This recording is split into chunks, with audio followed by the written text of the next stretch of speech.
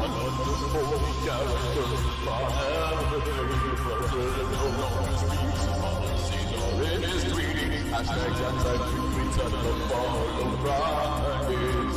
Not the book in the cloud. Me and tweets for play.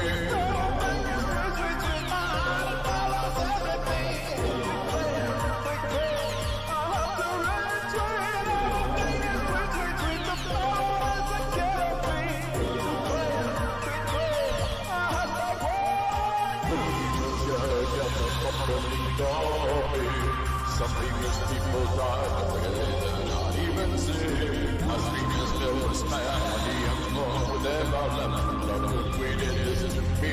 You already have 10 weeks to live.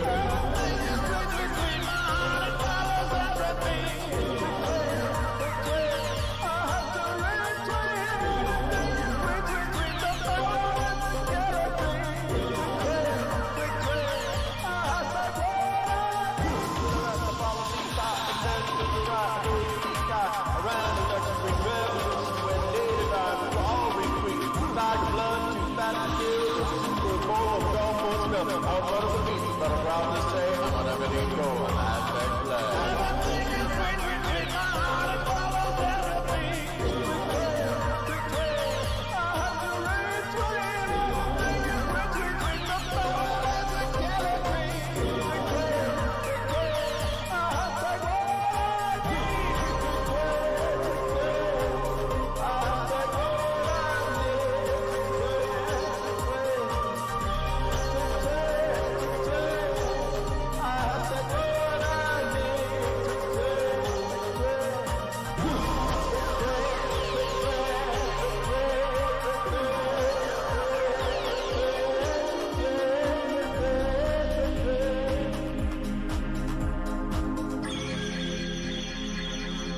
I should sub to these guys.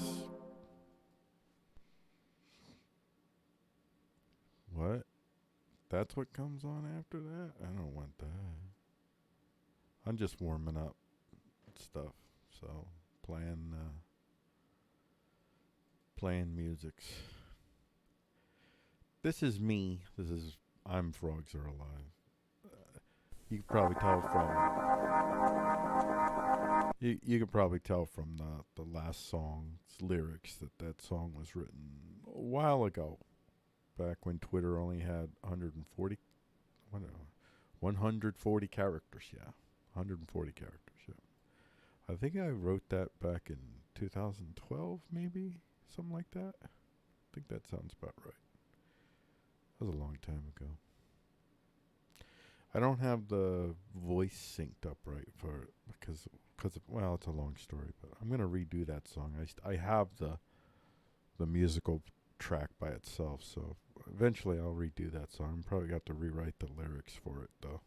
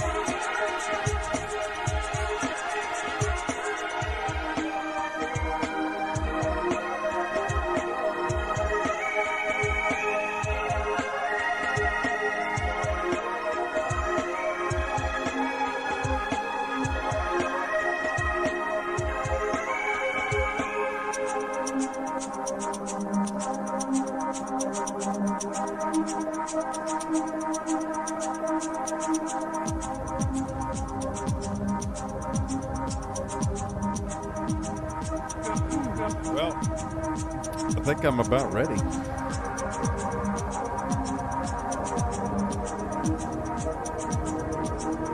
Should I do a fade out?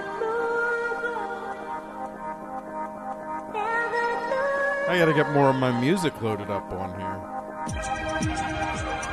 Frogs are alive. That's me. That's me. I subscribe to myself.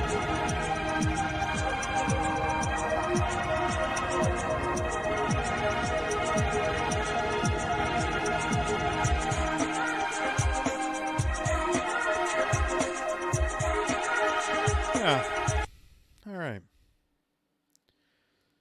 So we're gonna do things a little bit different than we did yesterday. I'm counting this as let's say with 9 minutes in. That's when I'm actually beginning. So I tried to do this little warm up thing. I don't know if I'll do that again, but well, actually no. We're officially 7 minutes in. 7 minutes in. So duly noted. 7 minutes in. This is when I'm going to start recording, and I'm gonna actually then later on I'll post the version of this that doesn't have the opening part. So let's start the recording here. Let's do that. Well, welcome to the show. The show is iWireDaily, and I'm PG Gordy. And what we do is we look at these 4 sites that I aggregate. And these 4 sites are Newsfire, where I put all the flames and the heats and the angers and the shocks and all that crap. Pioneering Herald, this is where my true heart is. This is the kind of news that if I had my druthers, this is all I would probably talk about and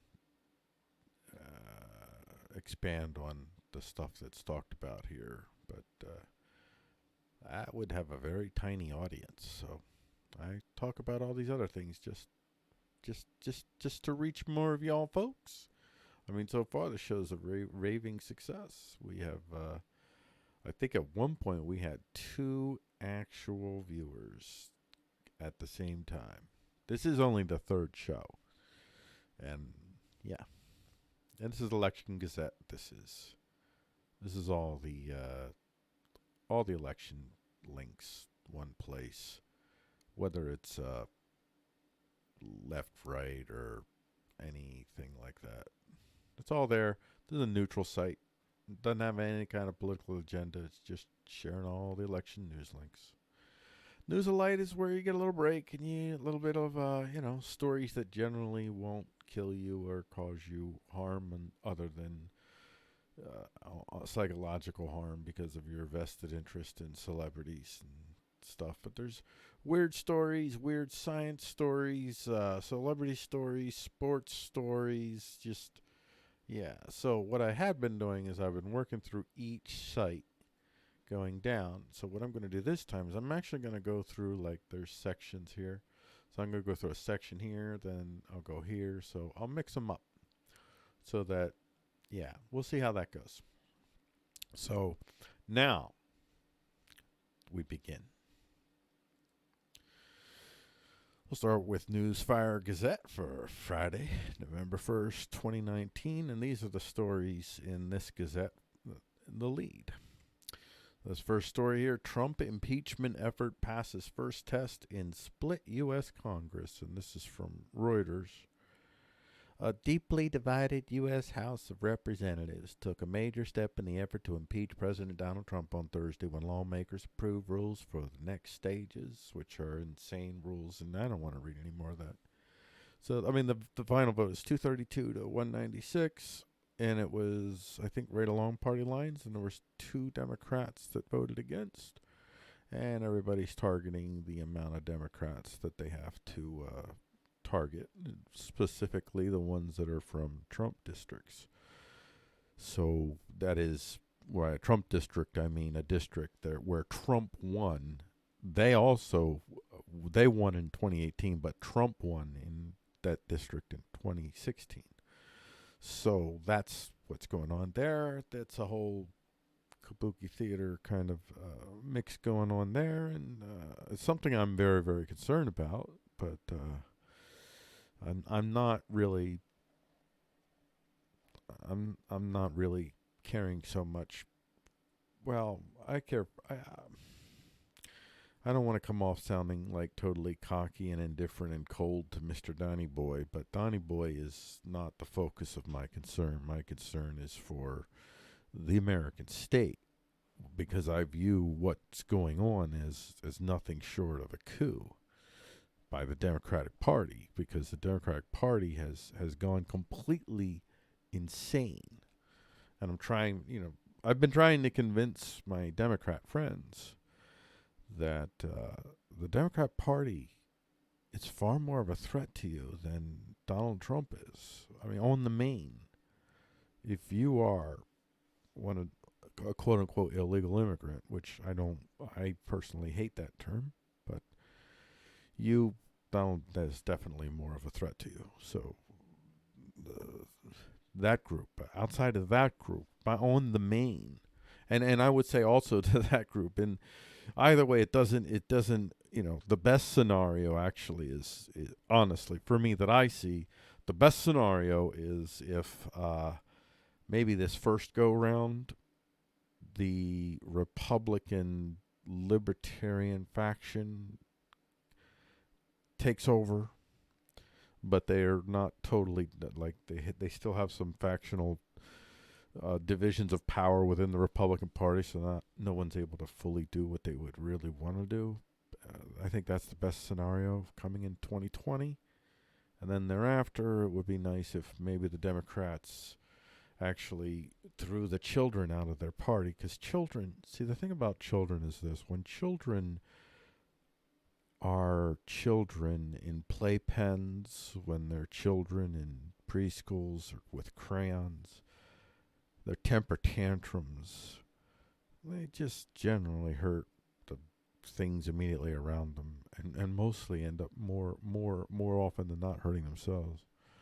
But when children have guns, then and not only that, but when children can do temper tantrums and send other children out with guns to fulfill their tantrums, that's when they become really dangerous. And that's what's going on with the Democrat Party. I don't know what you want to call the faction. I just refer to them as the Red Fascist, which is a term which I've described earlier in another episode. The Red Fascists are essentially, they are people who use all of the veneer of leftism, communism, socialism, but in point of fact, they're actually, they're fascistic. They are, the general goal of the leftist is for a bottom up horizontal power structure.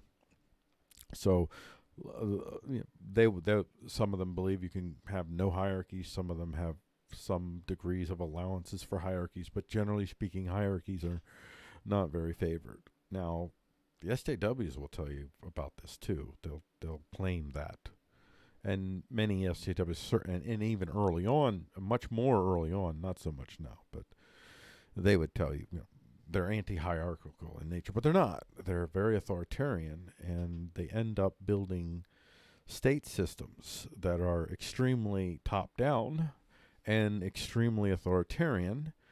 And the fascistic model is to use the corporation to shield the government, and the government to protect the corporation. It's a soft fascism, soft power, if you will. The Chinese are very good at this, and they have been influencing our markets already with this type of fascistic soft power, with the aid of the same billionaires that are funding the SJW idiots in our colleges and universities. All right, well, I'm going to move on, but so I'm really hoping that they don't remove Donald Trump, but not because I like him, just because I don't think that would be very good for any of us. If the Democratic Party, in the hands of the corpo-fascists that have it now, is the most dangerous threat to almost all of us than anything that Donald Trump could ever hope to do. See, Donald Trump is only a threat if he has the power, and he's never going to have that power. No. You don't understand how deeply embedded in our institutions, in our critical social forming institutions, these corpo-fascists really are. It's total. It's today, Dick Masterson, he's building a platform, an alternative Patreon, if you will, for people who keep getting knocked off of services by banks that are now using they have entered into the fray to begin to do openly corpo-fascist things, such as using their platforms to shut down people with dangerous ideas. That's what they've done with Dick Masterson today.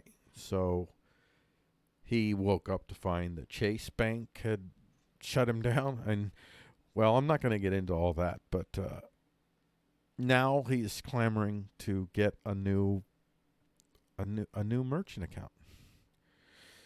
That's the world that we live in. So that is only going to accelerate dramatically if they remove Donald Trump. And I can assure you that the net that these corpo-fascists cast will be much broader than who you think it's going to catch up. It's going to catch you up as well. And the ultimate goal of the corpo-fascists is not to liberate the homosexual. I'm telling you, just as boldly as they have been championing the moral rightness and certainty of assuring that every human being on the face of the planet loves and embraces homosexuality, I do not, by the way, and I never will. I will never, ever embrace or accept homosexuality. I'm just not really caring if you're homosexual. It's not a... Even though I'm never going to embrace it or accept it or say, hey, good choice or whatever, if you were born that way or if it's choice, whichever way it is, nope, you're never going to get me to say, good on you, buddy. Nope. But I also just don't care what you are. 'Cause, I mean, unless I'm married, so I'm out of, and I am like, I am just made to be with one person and to be, we are locked in, we are one. So I'm out of that game, so I really don't care if you're gay now, because I'm never going to want to date you. So if I was going to try to date you and you were gay and you were a woman, I wouldn't be trying to date a man. I would be very, very disappointed that you were gay. It would bother me profoundly. But other than that, I don't know. Don't care. I don't approve. I just don't care. So I'm a good neighbor for you. You can gay marry beside me all you want. I'll see your husband, your wife, and I'll say, how's your wife doing? No problem, man. No problem whatsoever. I'll accept you as a human being, and I'll accept you in how you interact with me. If you're a dick, then I'll say, okay, well, and I'll treat you like I treat dicks, which is a variety of ways, depending on the circumstances. And if you're cool, then maybe we become close buds. I don't know. I don't rule people out of becoming close buds with me if they're gay. Yeah. Anyway, you need to be on this camp. And the camp is, well, I mean, it would be wonderful. I mean, the Democrats, maybe there's an outside chance. I don't know. Do you have anything in you to, during these primaries, clear out these nut jobs It's like nobody wants to hand the government over to you guys. It's not no, but nobody wants that. Well, I'll say obviously people do want that. Plenty of people do. I mean, nobody who fits outside of that narrow camp wants that, because you're designing a government and a system which is going to hurt millions, and we know it. So you need to back away from the Democratic Party and just step this one out. And if any you have no reason to vote for Republicans. They're not offering you anything. They don't understand you at all. They vilify you as much as you vilify them. You just need to step this election out. Democrats, I'm not talking to gay people. I'm talking about everyone. Everyone who is a Democrat, who is a progressive, who is an actual progressive and not a fascist LARPing as a progressive, because you got a lot of fascists LARPing as progressives. All that SJW, wherever the SJW stuff goes beyond consensual, basically consensual practice, if you will, like Christian discipline. It's a discipline. And a discipline among consensually participating folks who don't assume an absolutarian role, like this is the way, the truth, and the light, and anybody else who doesn't agree with us is going to hell. Then we have this whole conversation with my people, with Christians, like how Christians have been, for centuries doing that shit. Now you want to do it? Fuck you. Nobody wants that. And the thing is, all the support that you have will quickly evaporate, because you are going to fuck this economy up the ass so fucking bad. Everything is going to tank in a hurry. All of these people that have been putting up with so much shit because you have somehow made them feel morally inferior to you, which fuck that. I don't feel any moral inferiority to any of you motherfuckers. Yeah, we're done with that. More and more of us. But when we can't eat, when we can't light our fucking houses at night, that's when all that fucking morality concern goes away. Now, Daddy's gonna get his fucking pound. I was gonna say pound of flesh, and I thought, no, I'm not talking about going out and getting pounds of flesh. And then I just left it at pound. And it's just floating out there. Pound. You know what? I'll just end this part with that one. Pound. Indiana woman found dead with python around her neck and home with 140 snakes. Yeah. 140 snakes, dude. Seriously. I don't know if you guys know, but that is actually scientifically proven to be a lot of snakes. Almost. Nope.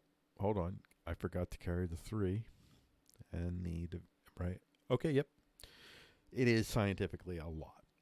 An Indiana woman was found dead this week with a massive python wrapped around her neck in a house that 140 snakes call home. When you think about it, when somebody says python, it's like I didn't think about it till now. Now that I saw, because when I saw massive python, I thought, well, why you got to say massive? Python, man. In my little bird brain, I mean, of course there are pythons that are not all massive, but in my little bird brain, the only python is a massive python.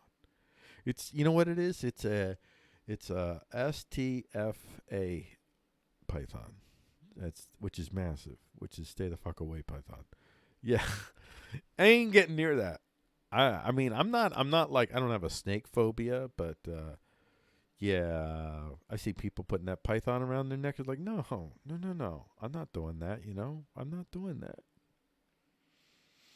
I mean, I might as well just go as fast as I can down two-way street in my car with my head out the window on a street that I know has a lot of trucks, and let's see what happens. I'm not doing that. An Indiana woman was found dead this week with a massive python wrapped around her neck in a house that had 140 snakes. that's how many characters Twitter used to have. There's a secret sign there. I see a pattern. I see a conspiracy forming. Ooh, hold on. And remember, I played this song. I played this song earlier. Listen to the opening of the song. All right, come on.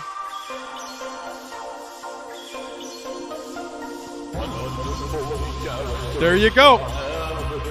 See that? See that? See that? That's freaky. That's a sign. That's a sign.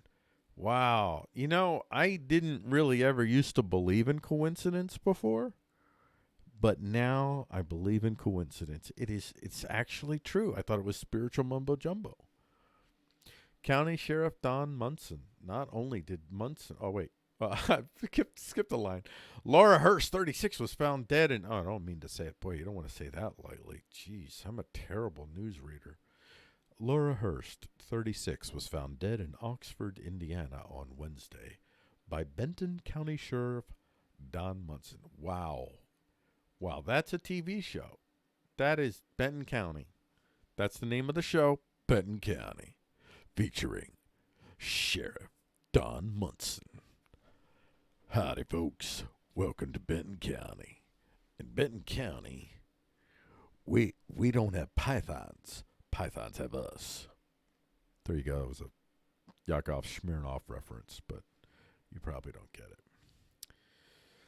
Munson discovered Hurst, who kept her snakes at the house, at 8:51 p.m. on Wednesday, an Indiana State Police spokesperson told the outlet. Hurst was found with an 8-foot reticulated python around her neck. Wait. I don't get it. That's cold. Wait. How long? Wait. I got to figure out. Okay. Munson discovered her at 8:51 p.m. Wait. Hold on. Okay. Oh, no, never mind. Her kept her snakes at the house. Okay. That's her house. Okay. We're all okay. Okay. I thought I read something. Never mind. 8:51 p.m. Now, what I want to know is how long was she lying there? Because I am thinking that this snake, wow. I mean, I'm just going to tell you this. Listen, folks, if I ever get a python and I ever dumb fuck my way into getting strangled to death by the python, and it can be proven that that python has been sitting there for more than an hour. That's reasonable. And that motherfucker isn't at least trying to fucking eat me. Kill that bitch. Because that's just fucking rude. How the hell are you going to play her like that? She has been taking care of you, nurtured you, probably raised you from a little fiddlin'. And you go and you wax the bitch and you don't actually eat her? Dude, that's rude. That's rude. Now, it could be, I'm hoping, for the snake's sake, that they found her, right away. Right afterwards. And I'm not making light of you, Laura Hurst, especially your family members, all that, but dang. That snake is literally cold-blooded. That was terrible. It's terrible. I'm going to be in this Catskills this weekend, by the way, doing a tour, Catskills tour. NASA wants to build interstellar probe that goes further into the final frontier than the Voyagers. This is from Sci-Fi Wire. So NASA is possibly sending spacecraft to Mercury and Venus and Europa. Okay, I'm not going to read all these words. There's too many. There's way too. Why do you got to name all the planets? Come on, man. Listen, let me rewrite this for you. Ready? So NASA is possibly sending spacecraft to a bunch of planets and moons and stuff. But what lies beyond the familiar territory of our solar system? Nobody expected Voyager 1. Nobody expected Voyager. Oh, sorry, that was Spanish Inquisition. Spanish Inquisition, should I sidetrack or not? You know what? Should I sidetrack or not? Oh, man, I don't have a quarter. I don't have a quarter. I was going to flip a quarter, and I was going to say if I should sidetrack or not. I'm not going to. I'm going to leave it there. I'm not going to tell you about the Spanish Inquisition and the mythology. I'm just going to say this real quick. During the period of time the Spanish Inquisition was waxing peoples for witcheries, the Protestants were killing way more. The Spanish Inquisition killed in the tens. The Protestants killed in the thousands. Or at least the hundreds. Maybe it was the thousands. No, it was the thousands. Especially in Germany, man. Anyway, nobody expected Voyager 1 and 2 to still be functional today, at least partly functional. What does that mean? Do they only send back a partial signal? When they took off, or maybe, I don't know. Never mind. You know what? Don't ask, don't tell. When they took off, man, 1977, dude, I remember. I was alive then. I was cognizant. I was aware of the situation. I was aware of the circumstances in 1977. 1977, I went to Scotland School. Scotland School for Veterans Children. Yeah. It was an orphanage that was no longer an orphanage. But that's a long story. See? I'm just going to go. Oh, no. Oh, yep. 1977. NASA needs something more high-tech and high-res to journey beyond the cosmic bubble we live in. This is why the Space Agency's Jet Propulsion Laboratories, or JPL, everything is JPL now, recently announced 2 new interstellar probe concepts at the International Astronomicals thing. It's a congress or something.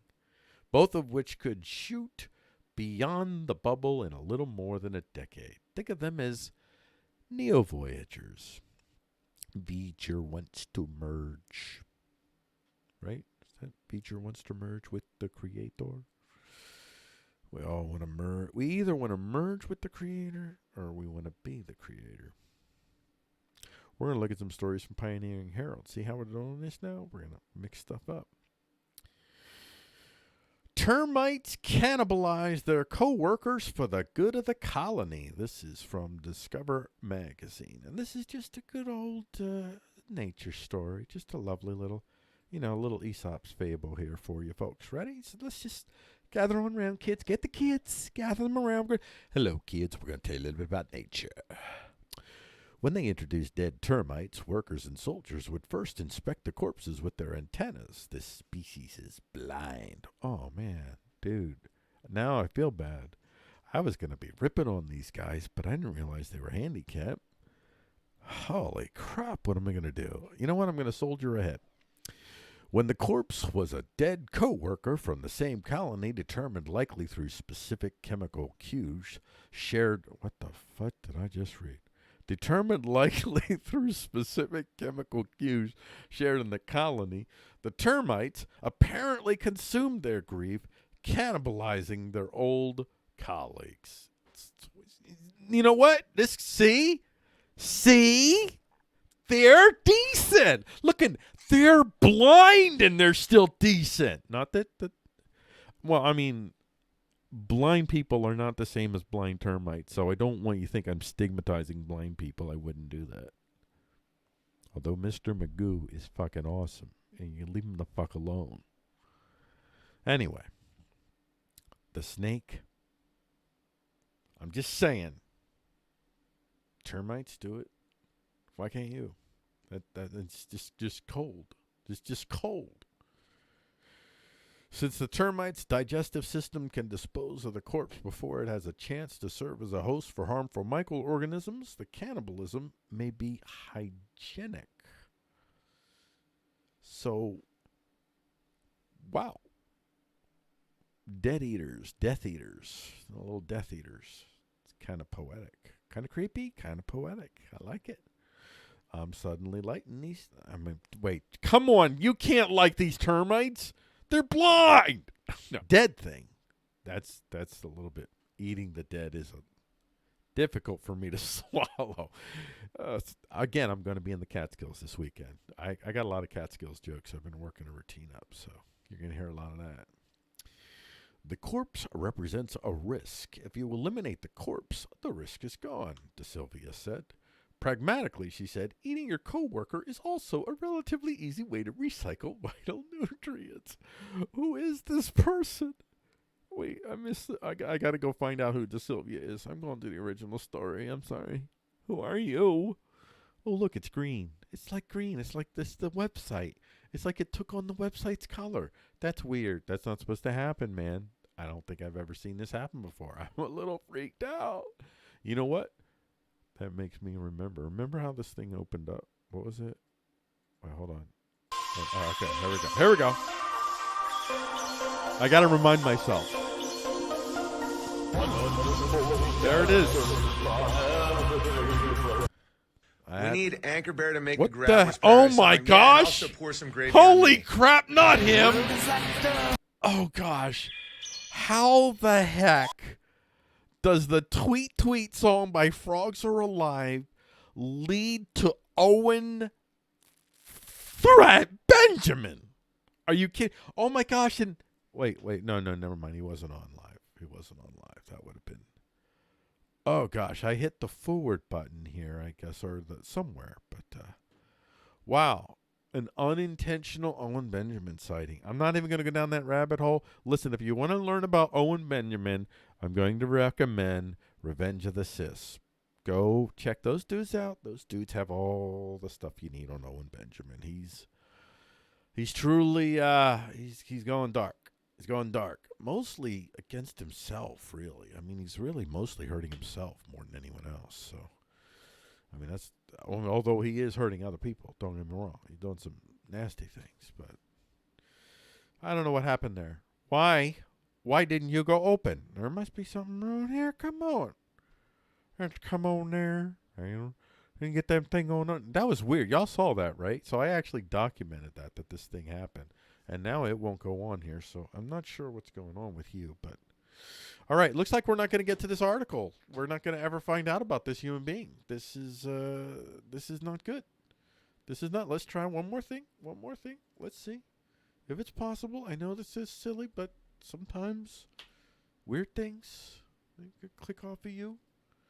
We're hung up there. You're not going to do it. Nope, you're not going to do it. All right. Well, anyway. She seemed to be a very pragmatic person in general when it came to her approach to thinking about why living beings are eating the dead of their own kind. I mean, I don't know. I'm thinking that maybe she has some sort of blindness stigmatism about her. She just assumes because they're blind, they're immoral, so she doesn't even question their agency. I mean, I don't think it's very woke of her. I mean, I don't know. Although at least they're not, well, they're not homophobic. I mean, they may eat their dead, but they're not homophobic. So termites didn't treat all corpses the same, though. Whoa. They're bigots. Fuck no. Fuck that. No. I'm not covering this story. I'm not covering bigots. Eating the dead is rough, but man, I'm just giving him a chance. Maybe I'm overreacting. When the researchers introduced a dead soldier from the colony, the termites tended to eat it only if it had died within a day. She believes this is also due to the risk of disease, since the longer an individual is dead, the greater the risk of harboring harmful microorganisms. And that's where she's wrong, because the termite doctors have actually determined that the reason that you don't eat the dead soldiers is because the dead soldiers predominantly make up like the ones that can kill you kind of groups, and they don't want anyone thinking that they're consumable, because fuck that shit. See, that's what it is. But anyway, because that's what it always is. It's always about that. I have no idea what that meant. I just threw that in just to fuck with you. All right. Chloroplasts are the plant cells that manufacture energy. This is from How Stuff Works. Now, I've already told you guys I'm not a scientific expert. But these stories are really cool. And these things are like their own little power. Well, you'll see. Chloroplasts run on gradients like batteries. The double membrane of a chloroplast. I keep saying chiroplast. The double membrane of a chloroplast creates two dividers with four distinct spaces: the space outside the cell, the cytoplasm inside the cell, the stroma inside the chloroplast but outside of the thylakoid, oh my, aka the space between the inner and outer membranes, the wrapping paper, and the box. This. See, now this is where the copyright crap is like, I don't know if this is like, I don't mind if they copy, take the revenue from this non-monetized video, but I wouldn't want to get anything beyond that, so I don't know. But I would be playing Dave Matthews Band, The Space Between right now, and I can't do that. So fill it in your head. That's what I played. That's the thing. So, okay, so let's say I'm just going to skip down to this paragraph here because this is a little bit. This is to us laymen's, us idiots. That's how batteries work, said Brandon Jackson, associate professor in the Department of Biological and Environmental Sciences at Longwood University in Farmville, Virginia. It takes energy to put a lot of negative electrons on one end of the battery and a lot of positive charges on the other. If you connect the two ends with a wire, the electrons really want to flow down to flatten the electrochemical gradient between them. They want to flow so much that if you put something along that wire like a light bulb, a motor, or a computer chip, they will push their way through and make themselves useful as they move. If they don't do something useful, the movement will still release energy, but just as heat. That is so cool, man. That is just so cool. Let's see if we can bring this picture up here. There it is. Look at that guy. There it is. Get this. Big it up. Yeah, big it up. There, share the big it up. And there's a herpes. Oh, you can't see it all the way there. So let's see. We've got the inner membrane. We've got the lumen. We've got the stroma lamellae, the thylakoid, the intermembrane space, the stroma, the granum, I don't know how you pronounce it, and the outer membrane. The structure of the chloroplast. How freaking cool is that? It's like a battery. That is just so cool how these things emerge. These complex structures. Quite fascinating. Really, really cool stuff. I know I'm into a lot of emergent theory in general. If evolution is as science suggests it is, it's revelatory in what it shows us about the potential for the I'll say the more efficient design that emerges rather than the design that is imposed from on top. Okay. Safer MRI contrast agent may detect early-stage liver disease from Futurity. A safer and more sensitive contrast agent for MRI tests may provide the first effective non-invasive method for detecting and diagnosing early-stage liver diseases, including liver fibrosis, researchers say. It's a revolutionary change for the field as the first robust detection of the early stages of liver fibrosis, says Jenny Yang, professor in chemistry at Georgia State University and associate director of the university's Center for Diagnostic and Therapeutics. It's really fascinating. Like Jenny Yang, like these names, so many Chinese. I think this is a Chinese name, I believe. I sure hope I'm right, but I believe it's more Chinese. You see how many of these Chinese names that show up in they're American citizens. We're getting the bestest and the brightest of the world. Yeah.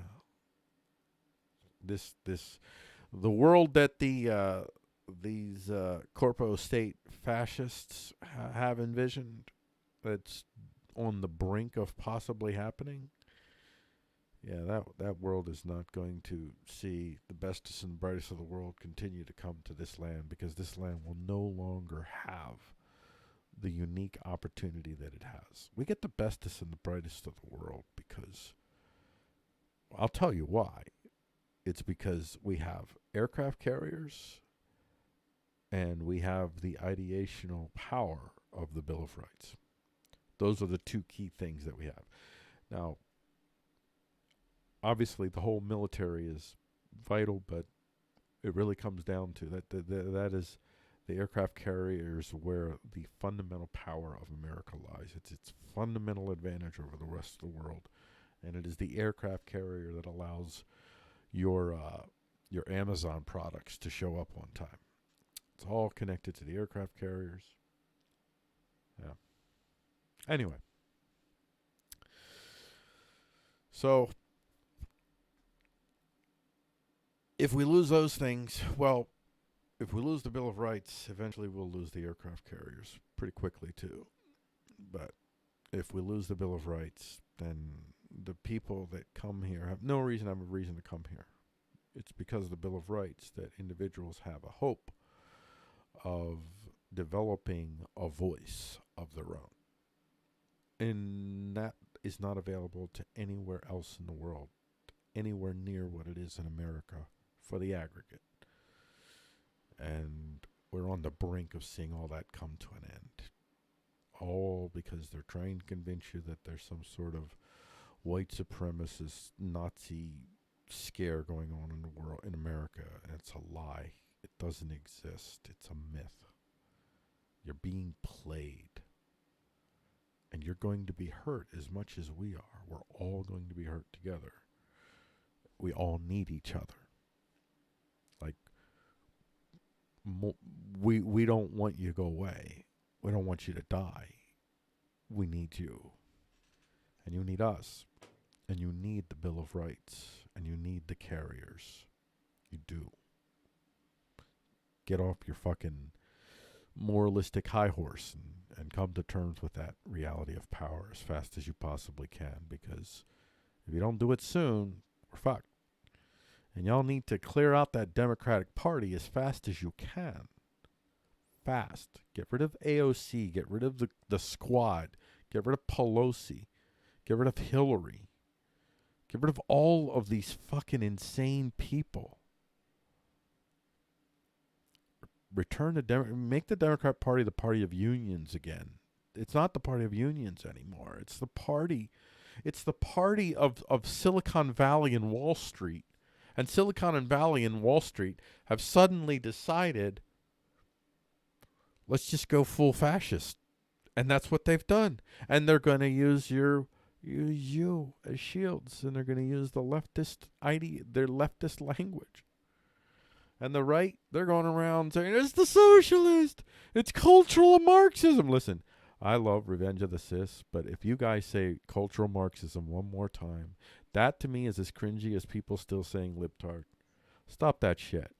Just don't. Don't do that. Cultural Marxism is not a thing. It's a fucking myth. But anyway, I'm going to go on.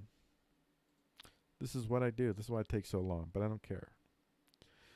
This is a show I think I do, well, certainly judging from the views, which is one right now, which is me.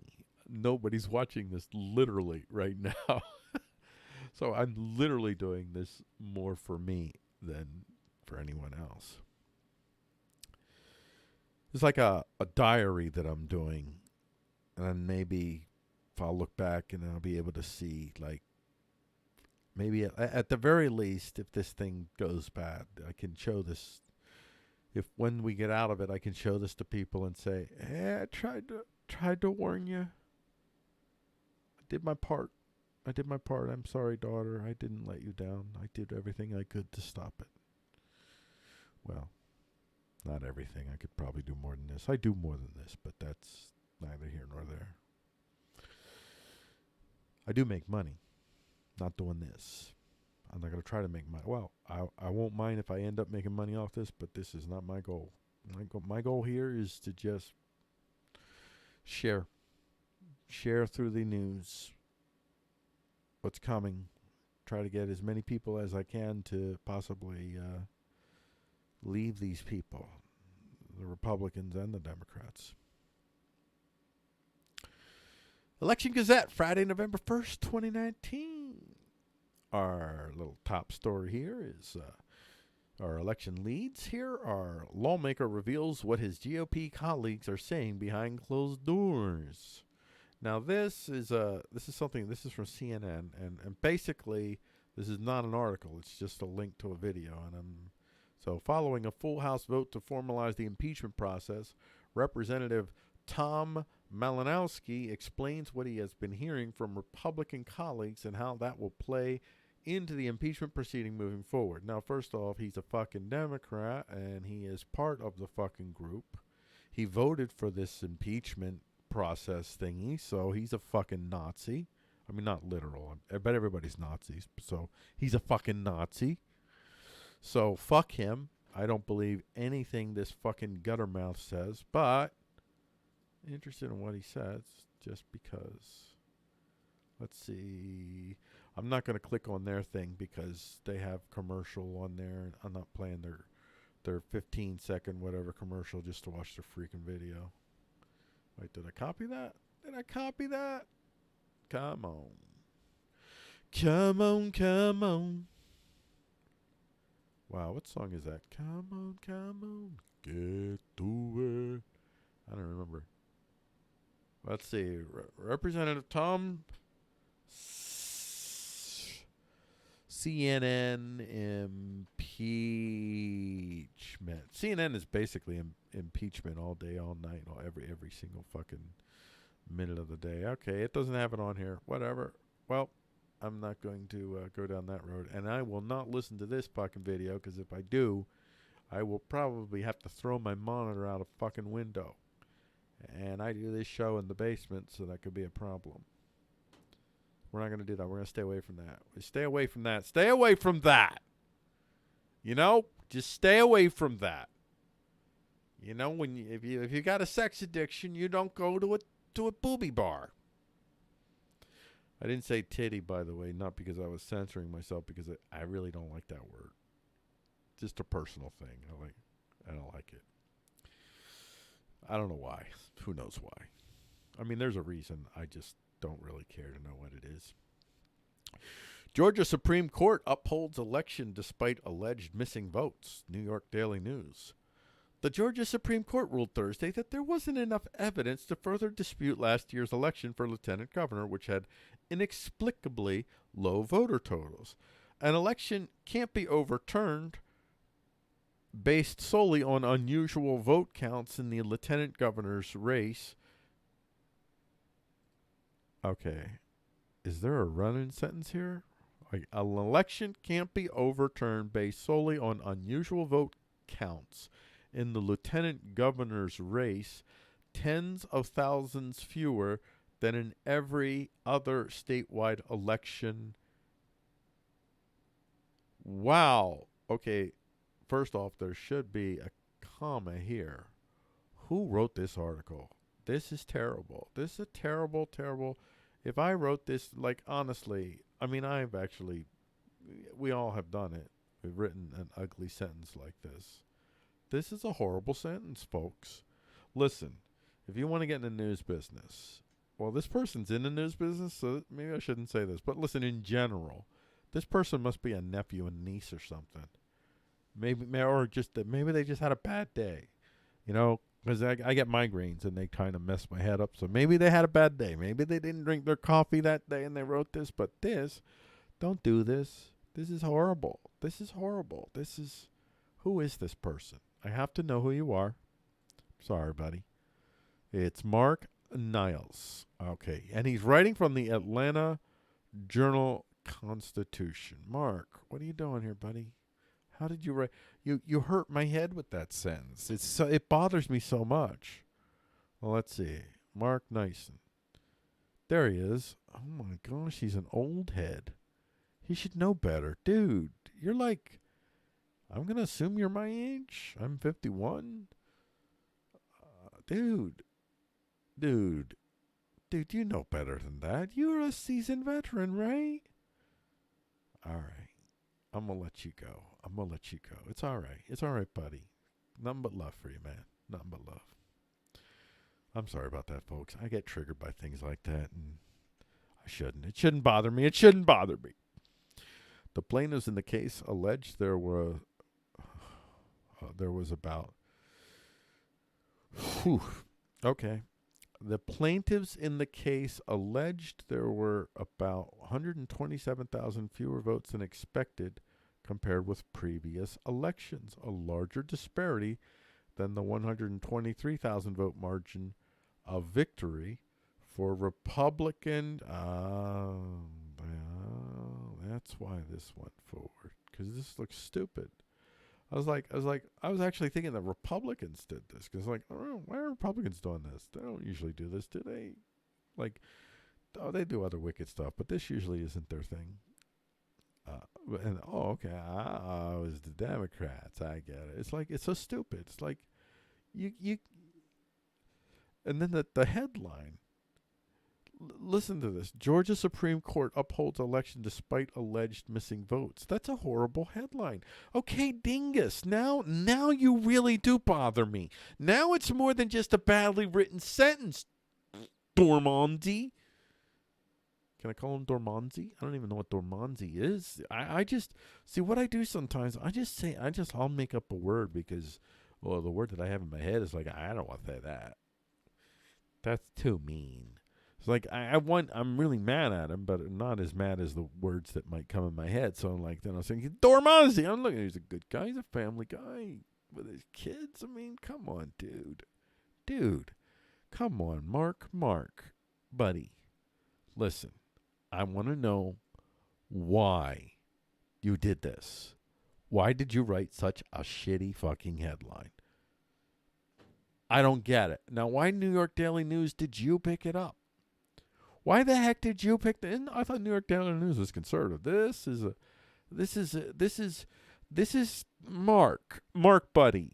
That headline that you wrote, man, buddy, it's not a journalistic headline. It's an editorial headline. It's a headline in which you are intending for the audience to feel a certain way. I mean, is it clickbait? I don't think it is, buddy. I don't think it is. I mean, I think it's you just really want people to hate this ruling, don't you? The headline is not Georgia Supreme Court upholds election despite alleged missing votes. Georgia Supreme Court finds no evidence of voter tampering. Boom. See, that's more accurate, because just showing that, if that's all you have, this is a wild fishing expedition is what it is.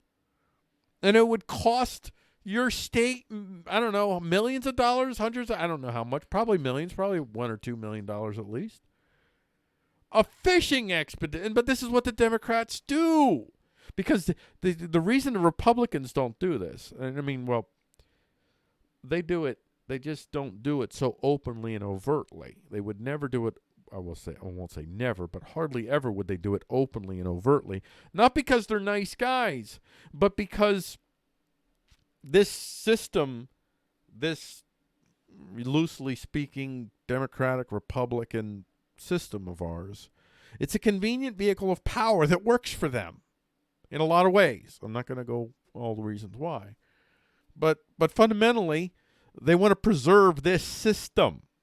The rule of law that's in place, all that stuff. Bill of Rights, rule of law, the due process, all that crap. They want to preserve that. So they do not want to use the law as a political weapon. Because when you use the law as a political weapon, you undermine the very fabric of the law itself. And you put everybody in danger. Because if you can use lawfare to attack your political enemies, we're all at risk. That any of us that ever has any voice that matters, that says anything that someone who has power disagrees with, who can use the law as a weapon. That's what this is. This is lawfare, my friend. And you know it.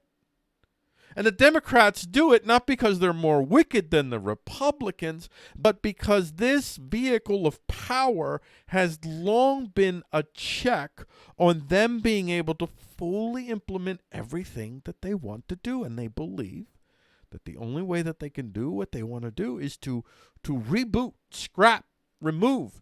And you cannot reboot, scrap, remove this system, like from within. There's still too many checks and balances. And the power of the checks and balances, it's not in the stuff that's written on the paper. It's the assumptions that people have in their heads. And in America, there's still, I think 80+% of us, this is the America. The America is the Bill of Rights. That's all we really can share. But I believe that most, like 80+% of us, we have this assumption, this entitlement, which is a good entitlement to have, wonderful entitlement to have. The sense of the self-entitlement that we are owed. We absolutely have the freedom to speak our fucking minds and say the shit we want to say.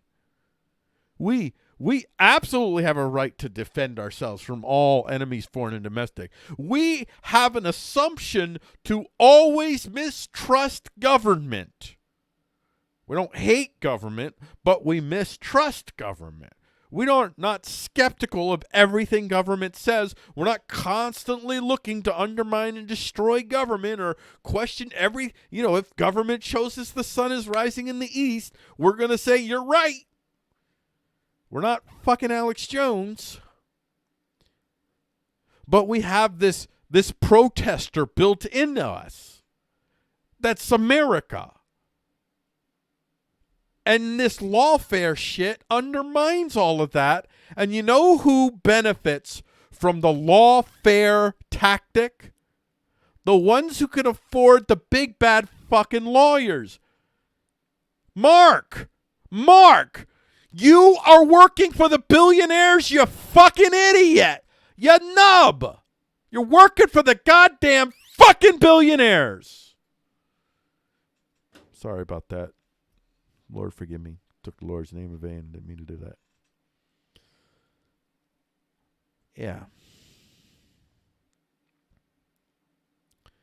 Yeah. All right. News alike. News alike, Friday, November 1st, 2019. 3D printed chocolate without temperature control from Science Daily. Researchers from the Singapore University of Technology and Design, that's SUTD to you and me, SUTD, have pioneered a novel approach to 3D print chocolate-based products at room temperatures by cold extrusion. Oh, man. This is one of those things like the booby bar thing. I may have some sort of addiction that would fall in line with staying the heck away from this. The hot melt extrusion. I just thought hot melt chocolate and then I glazed over and then stuff happened. It's like a religious experience going on inside me. And, oh, man. Whew. I'm hungry. I should never do a show hungry. Or maybe I should always do a show hungry. The hot melt extrusion method is widely used in 3D printed chocolates, where the chocolate is required to be between the temperatures of 31 degrees Celsius to 36 degrees Celsius so that it can be melted and dispensed accordingly. While the method has its advantages in simplicity and accessibility, the narrow range of operating temperatures can be highly restrictive and inflexible. Wow. That is so delicious. That's a delicious... See, folks? Wonderful things going on in the world. It's not all doom and gloom. And then there's this. Kylie Jenner, terrified by stalker who showed up at her house from the Hollywood gossip. I had to find a picture that she looked afraid. That's one I found that I could use. I don't put any of these on these articles. These aren't actually on this site. These are actually linked to the stories. So anyway, A crazed stalker showed up at Kylie's house and made it far enough to physically pound on the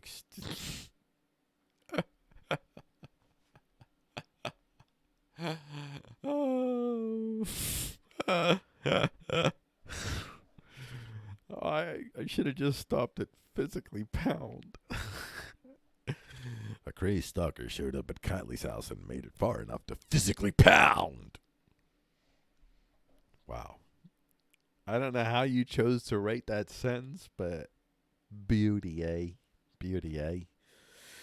A crazed stalker showed up at Kylie's house and made it far enough to physically pound on the exterior of her home. I mean, come on, that's a sentence. That's like, there's so much in that.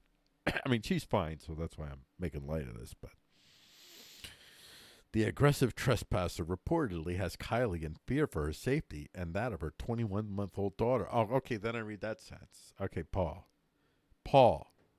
what did I tell you about being a dick when you're on live YouTubes? Nobody's watching. Nobody cares. I'll only have to start to behave myself when I get more than 3 viewers at a time. Kylie Jenner. Okay, there she is. What am I looking for? Oh, okay, more of this story. I want to see. Where's my... According to court documents filed by Jenner's personal attorney, Sean Chapman Hawley, Kylie has a stalker. It's so interesting the way these articles are written. It's like... It sounds like a... Sounds like the opening for like a happy show. According to court documents filed by Kylie Jenner's personal attorney... Well, not that part. There's part. I'll just say, wait, how can I... According to Kylie Jenner's personal attorney, Kylie has a stalker. I don't know. It sounds cheerful. I mean, according to court documents filed by... Never mind. Stop this, Paul. Stop. Stop judging people's writings. It's not right. It's not right. A man was able to walk right up to her driveway and make it all the way to her front door, where he reportedly began pounding violently. There's that pounding again. Do you understand that we did the pounding? Do you get it? Y'all get it. Y'all get it, right? Y'all know that y'all wouldn't write that. You probably pick different words because of the connotations of the, come on, pounding. Come on, dude. I'm just saying. Maybe I'm wrong. Maybe I'm the only one who thinks that. He loudly claimed that he was there to see Kylie and demanded to be allowed to see her. Wow. And, yeah. And I love this. Thankfully, Kylie does have security. One of her guards escorted the intruder off her property. I know, I can relate to this. This happened to me. One of my guards just showed up. And it's like, I wonder what Kylie Jenner is on guns. Where is she on gun control? Kylie. Let's see about that. I bet you. I just want to see. Because when I see these little stories, little sheltered little world she lives in, it's really easy for her to ask other people to make the sacrifice that she's not willing to make. Well, who knows? Maybe I'm wrong. Let's see. Oh, never mind. Okay. All righty. Never mind. All righty. Good girl. Good girl. Never mind. Here's why. Kendall Jenner. Okay, never mind. Kim Kardashian really doesn't want. Okay, Kylie Jenner goes to a shooting range. Okay, I'm just going to assume that these folks are kind of pro-gun people, so I'm hoping that's true. I'm believing that's true. All right. Good job, Kylie. You get a point from me. People who are afraid of guns are afraid of you. That's what it comes down to. And that's not good. You don't want neighbors that are afraid of you, especially when you haven't given them a reason to be. Woman with 27 contact lenses in her eye probably set some kind of record, right? Did she or didn't she? Surgeons in the UK found 17 contact lenses in a 67-year-old patient's eye. A subsequent examination found a further 10 lenses, bringing the total number of contacts up to a staggering 27. So what is it? What is it with the writers? Surgeons in the UK found a 17. Oh, I'm assuming that's just a typo. I'm just going to say that's a typo. Probably a typo. Rupal Morjaria, a specialist trainee ophthalmologist who found the contacts, told Optometry Today it was such a large mass, all the 17 contact lenses were stuck together. We were really surprised that the patient didn't notice it because it would cause quite a lot of irritation when it was sitting there. Well, the patient is probably high on roofies or something. The patient was, can you be high on roofies? That's probably like the antithetical to what roofies do, right? Because you don't go high, you go low. You go like Bill Cosby low. Too soon? You know what? He might actually be innocent. You never know. I don't know the details. I've heard people claim he is, though. Like, pretty insistent about it, but I don't know the details. Anyway, it was such a large the patient was scheduled for cataract surgery, but the operation was postponed following the discovery. Oh, that's nice. So I don't know how you end up doing that. How do you end up putting 27 contact lenses? 27 contact lenses into your eye. You know, it is the equivalent to the person who never cleans their glasses, and I guess they get inured to the blur, and they just figure, oh, my eyes are just getting worse. That's probably it. She's probably like, yeah, I don't know. I think I lost another contact lens. Then just puts in another one. He's like, yeah, a little bit blurry. I think I'm losing my eyesight. You know what? I think I used to wear contacts. I'm going to go put a contact in. What you don't know is that she put all 27 contacts in the span of a day. They don't tell you that part. Yeah. All right. I tell you what. We're going to reach the halfway point here. And then we're going to go through the sites again. But I'm going to do something different. You know what? I'm going to okay, I'm going to have to load more of my music up because and the only reason I'm going to play my music for these things is because I won't copy strike myself. So, I'm going to load more of my music up then, but for now, I'm going to play this song Velvet Moon. I'm going to be back, but I'm going to let this keep running. I'll be right back. I got to go. I have to go talk to a man about a broken hose that got stuck up his dog, if you know what I'm saying.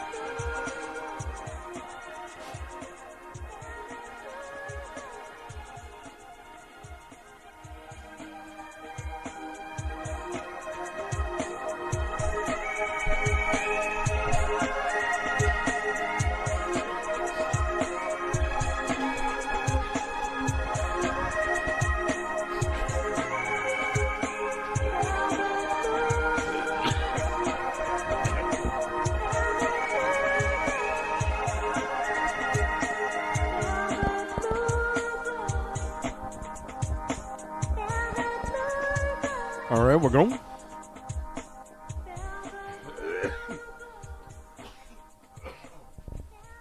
All right. All right, we're back. This is the second half of this. Oh, whoa, what did they go to this time? 4K, beautiful, relaxing music. Okay, I don't want that. Oh, gosh. I hope I don't get copy struck. I'm going to click out of all you kids. Go back to here. There we go. This is the news fires. Focus. See this right here? This is part of this story here. As you can see here, and Donnie Boy is closing the gap on Joey. Virtually tied with Bernard.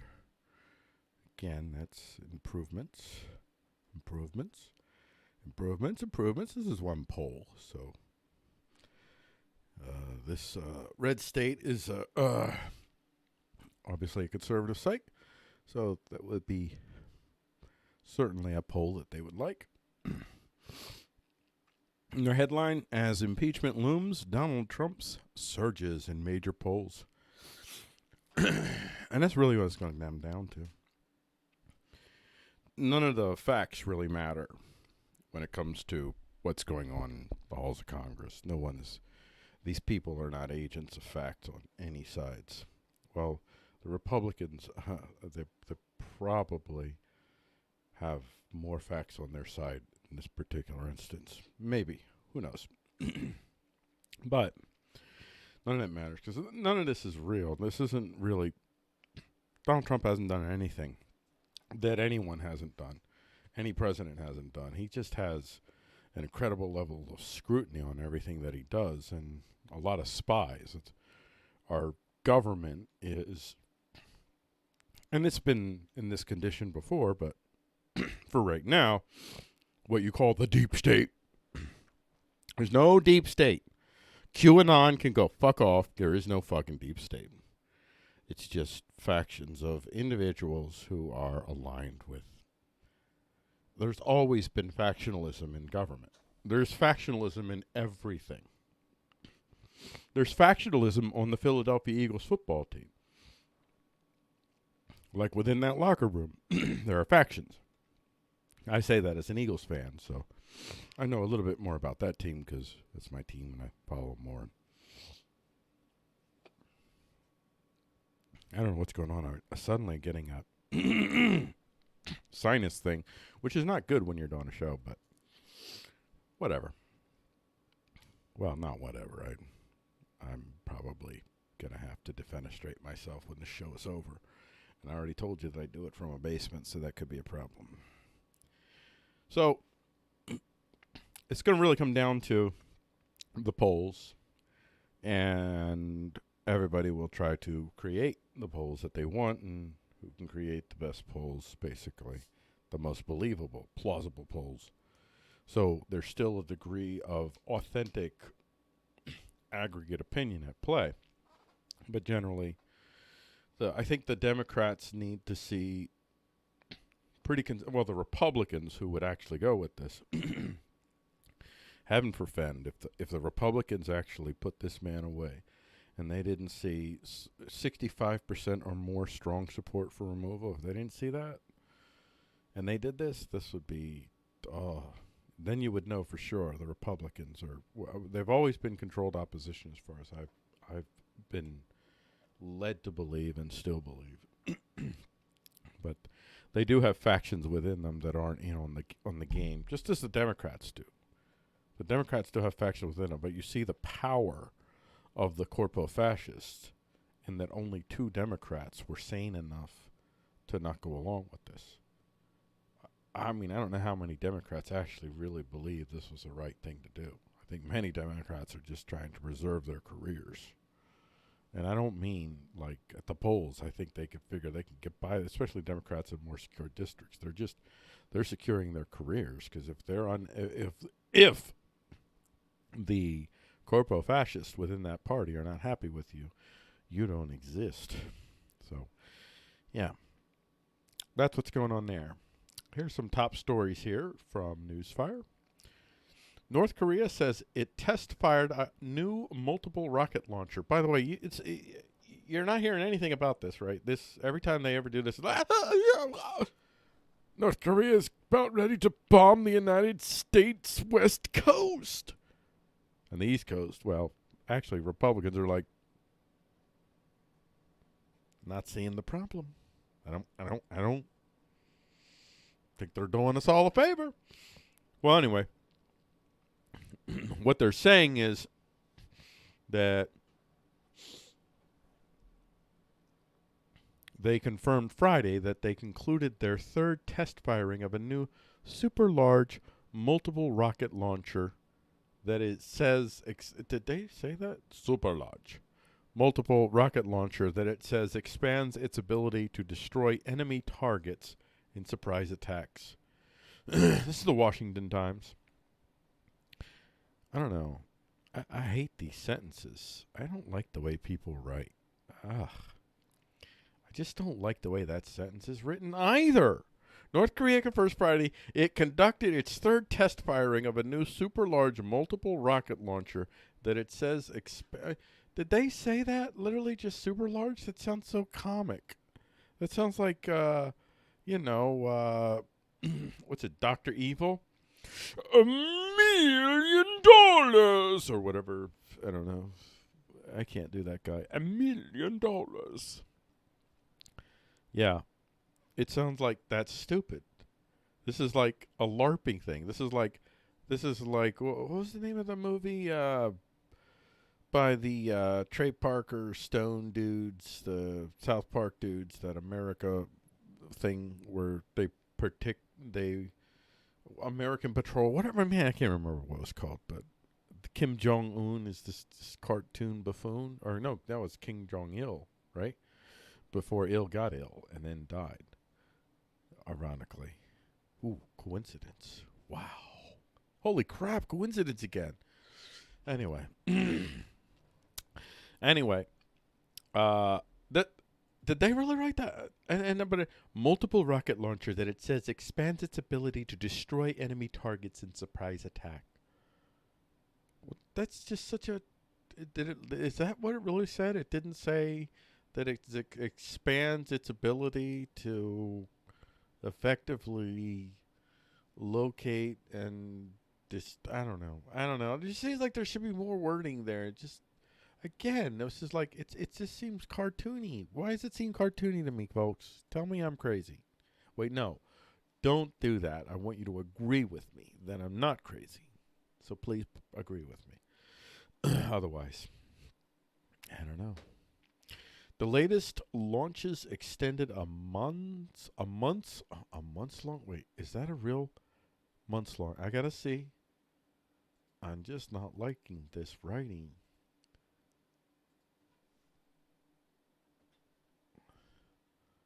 Oh my gosh, people actually use that. Months long, a new word or... Okay, let's see. Is it a new word? Yes, is a word. A unit, but it... but is it really a word when it's alive and well? You won't find it in standard dictionaries, but dictionaries often leave out compounds made of words that have entries of their own. Okay. So basically...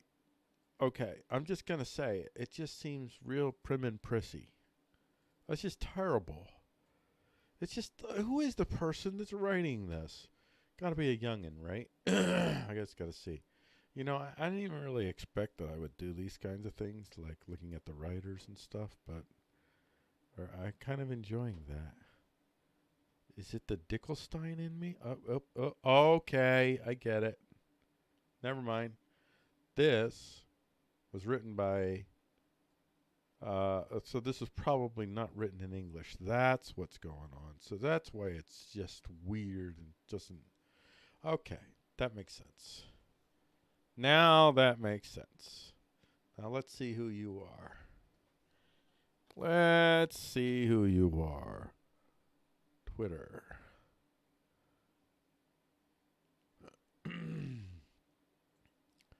Associated Press journalist just seems to write about Korea. So probably a Korean writer. Probably from South Korea, most likely. Yeah.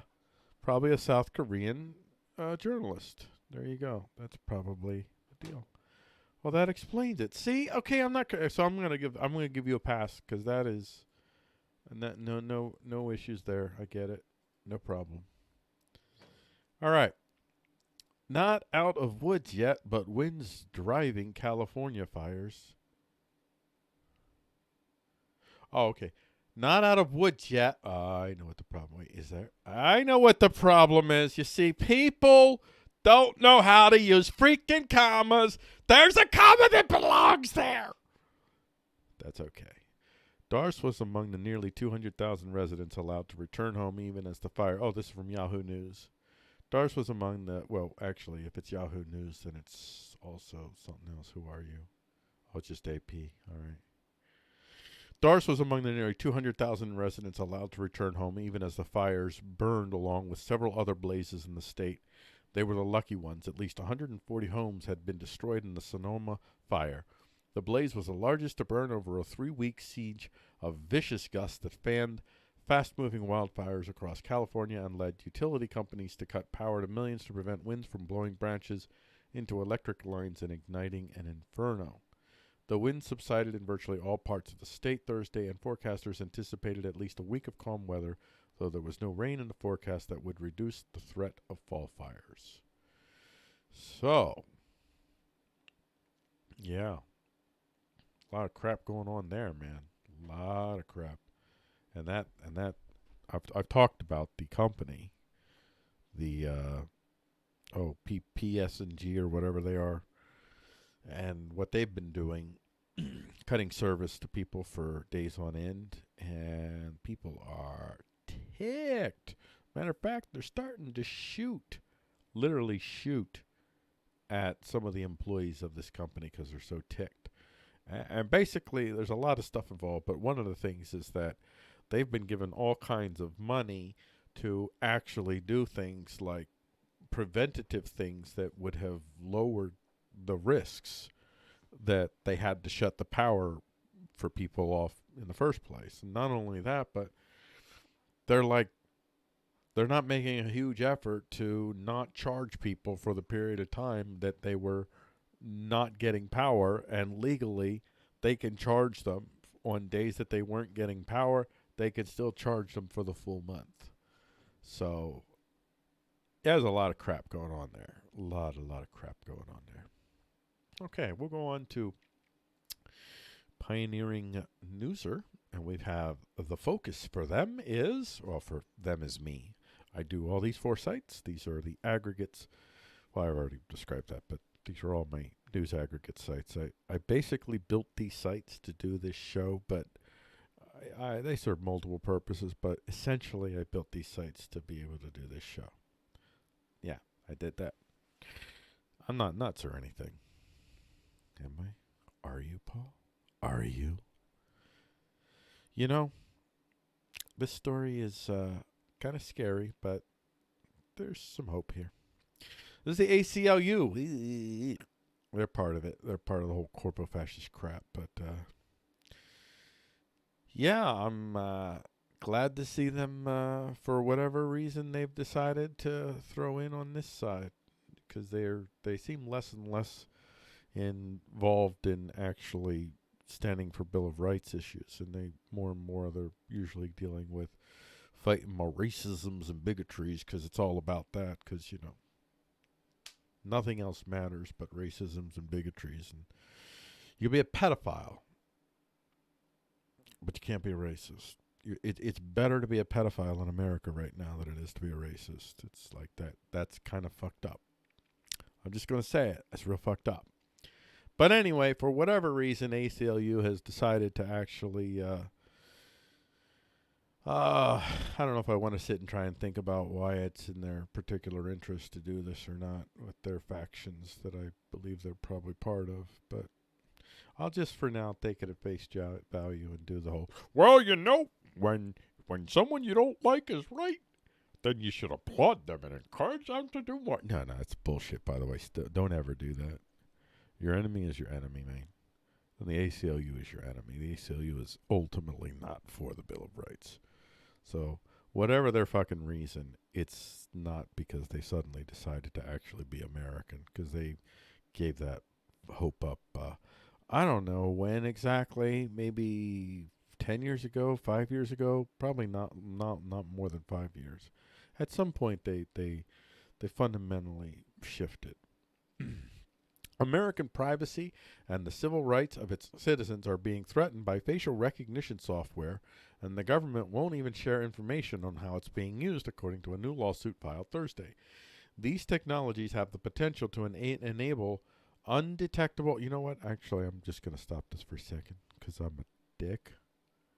What it is the ACLU just found it was a whole lot more profitable to be a racisms and bigotries defender person thingies. And even if they can even drum up the hates and whatever they can do to help it, but yeah, they basically became a for-profit organization, is that in essence. So I think that's ultimately this isn't an ideologically driven group anymore. It's a money-making venture. These technologies have the potential to enable undetectable, persistent, and suspicionless surveillance on an unprecedented scale, attorneys for the American Civil Liberties Union wrote in a federal lawsuit. Such surveillance would permit the government to pervasively track people's movements and associations in ways that threaten core constitutional values. The lawsuit, filed in federal court in Massachusetts, targets the Justice Department, the Drug Enforcement Administration, and the FBI, and seeks records detailing their use of facial recognition software. Oh, I'd have to think about this, figure out what's really going on here, but it's not whatever this looks like. I mean, at the face value, though, let me just say that I am very much opposed to government deploying such systems. However, you're not going to stop it. I do want to make them do it covertly. It would be much better if they at least had to do it covertly. It would be a little bit more difficult for them, and yeah. And then it'll also be, if they can do it overtly, then they can use the information overtly. If they can only do it covertly, then they can use the information only covertly. So they can't use it aggressively in a way that would reveal that they have it. So, yeah, I'm all for trying to force the government to do this covertly, because that's all you're going to do. You're not going to stop them from doing this. It's already happened. Just so you guys know, I think I said this yesterday, and it bears repeating. There's a very good chance, I mean, better than 50% chance, that the Republican and Democratic strategies are being designed in whole and probably not in whole, but in large part through competing AIs. Like, it's come down to that. It's come down to competing AIs and the brain trust that can synthesize the parts that the AIs still can't grasp. I think that's where we're at. That's what we're dealing with. Like, that's there. The big boys with the big toys, as they say. Although I guess now you say big gals and big boys, but really, it's still mostly big boys. There's some big gals now, though, but mostly big boys. Freaky stuff, man. Freaky. By the way, the government has the power, technology, so do we. Free associations, or I prefer to say consensual associations, because I hate the word free, because it's an ideational spook that in the end means absolutely nothing. Usually, or more often than not, free really means, listen, we want our particular brand of tyranny. We want the freedom to have our own tyranny. That's usually what it means. So, I don't like that word. I prefer consensual associations. So, consensual associations and individual, a consensual associate, it would have to be consensual associations, because we can do this too. The government can't stop us from doing it either. We can do it. Our associations, we can be documenting, tracking them as much as they track us. Well, maybe not as much, but more than enough to at least be a significant deterrent to their willingness to fully go where they really want to go, which is, I mean, where they would really want to go is Matrix, where we're batteries. Ultimately, if they could get away with that, that's where we would be. I want you to understand that. These people, like, ultimately, if that was practical, that's what would happen. And that happens when we surrender what little advantages we have. We still have an ideational advantage over the billionaires in the form of the Bill of Rights. You lose that. Yeah. Might as well go fetal, because everything is going to come rushing in. All right. Wait, is that the... Oh, yeah, let's go. We got top stories here. That's right. That's what we're doing here. So here we have endless versions of you in endless parallel universe. A growing number of physicists embrace the idea. This is from Discover magazine. Many World says that what actually happens when you look at the electron, it's not that there's some sudden transition where, boom, it's on the one location that happens to be where you saw it. Instead, it's that the world branches into copies. One where the electron was here and you saw it here. Another copy where the electron was there and you saw it there, and so forth. This is not just wild speculation. This is exactly what is predicted by the fundamental equation of quantum mechanics, the Schrödinger equation.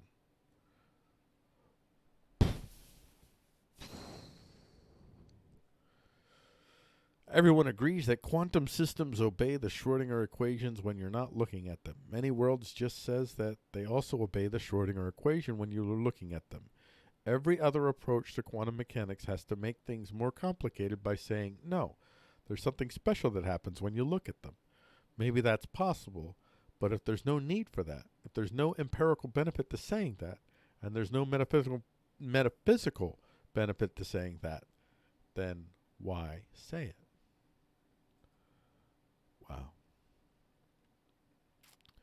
Many Worlds just says that they also obey the Schrödinger equation when you are looking at them.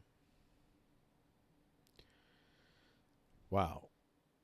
So this is, more and more people have been talking about this Many Worlds thing. Oh, you're going to do that again, aren't you? Oh, no, it broke through this time. Good. Break on through to the other. Sorry. I always do that. Hey, look at that. Hi, hi, hi, hi, hi, hi, hi. See, this is the Schrödinger effect. So, it's, you know, the Many Worlds, discover, you said this to me before. The Many Worlds interpretation of quantum mechanics holds that reality is constantly splitting, creating many versions of physicists Steve, Sean Carroll, and everything else. I love this. It's beautiful. I want it to be true. Yeah. It's awesome. How a Vermonter's radical politics laid the groundwork for revolution in Rojava, from Burlington Free Press. All decisions, Bookchin theorized, should be made on the hyperlocal level. Bookchin modeled his democracy after the citizens' assemblies in ancient Athens. Later, he was inspired by a more modern iteration, Vermont's town meetings. Vermont's town meetings are annual gatherings, typically held in schools and public squares, during which local residents vote, often by raising a hand on elected officials, the town budget, and non-binding resolutions. They're an example of the bottom-up governance Bookchin envisioned. He thought, if it can be done in these places, it can be done again.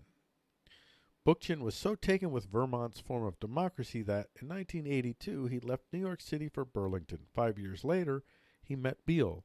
The two never legally wed, but, well, anyway. Murray Bookchin, and I'm going to do this here. We got, let's do a little brief here, test on...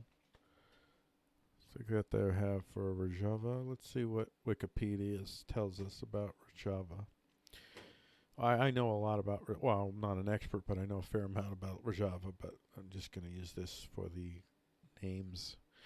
So this is Rojava, now referred to as the Autonomous Administration of North and East Syria, NES. And it also was known until very recently as the Democratic Federation of Syria. But Rojava is still the name that is used by people that have come to identify themselves as Rojavans. And they're largely Kurdish, but they're not all totally Kurdish. They are following,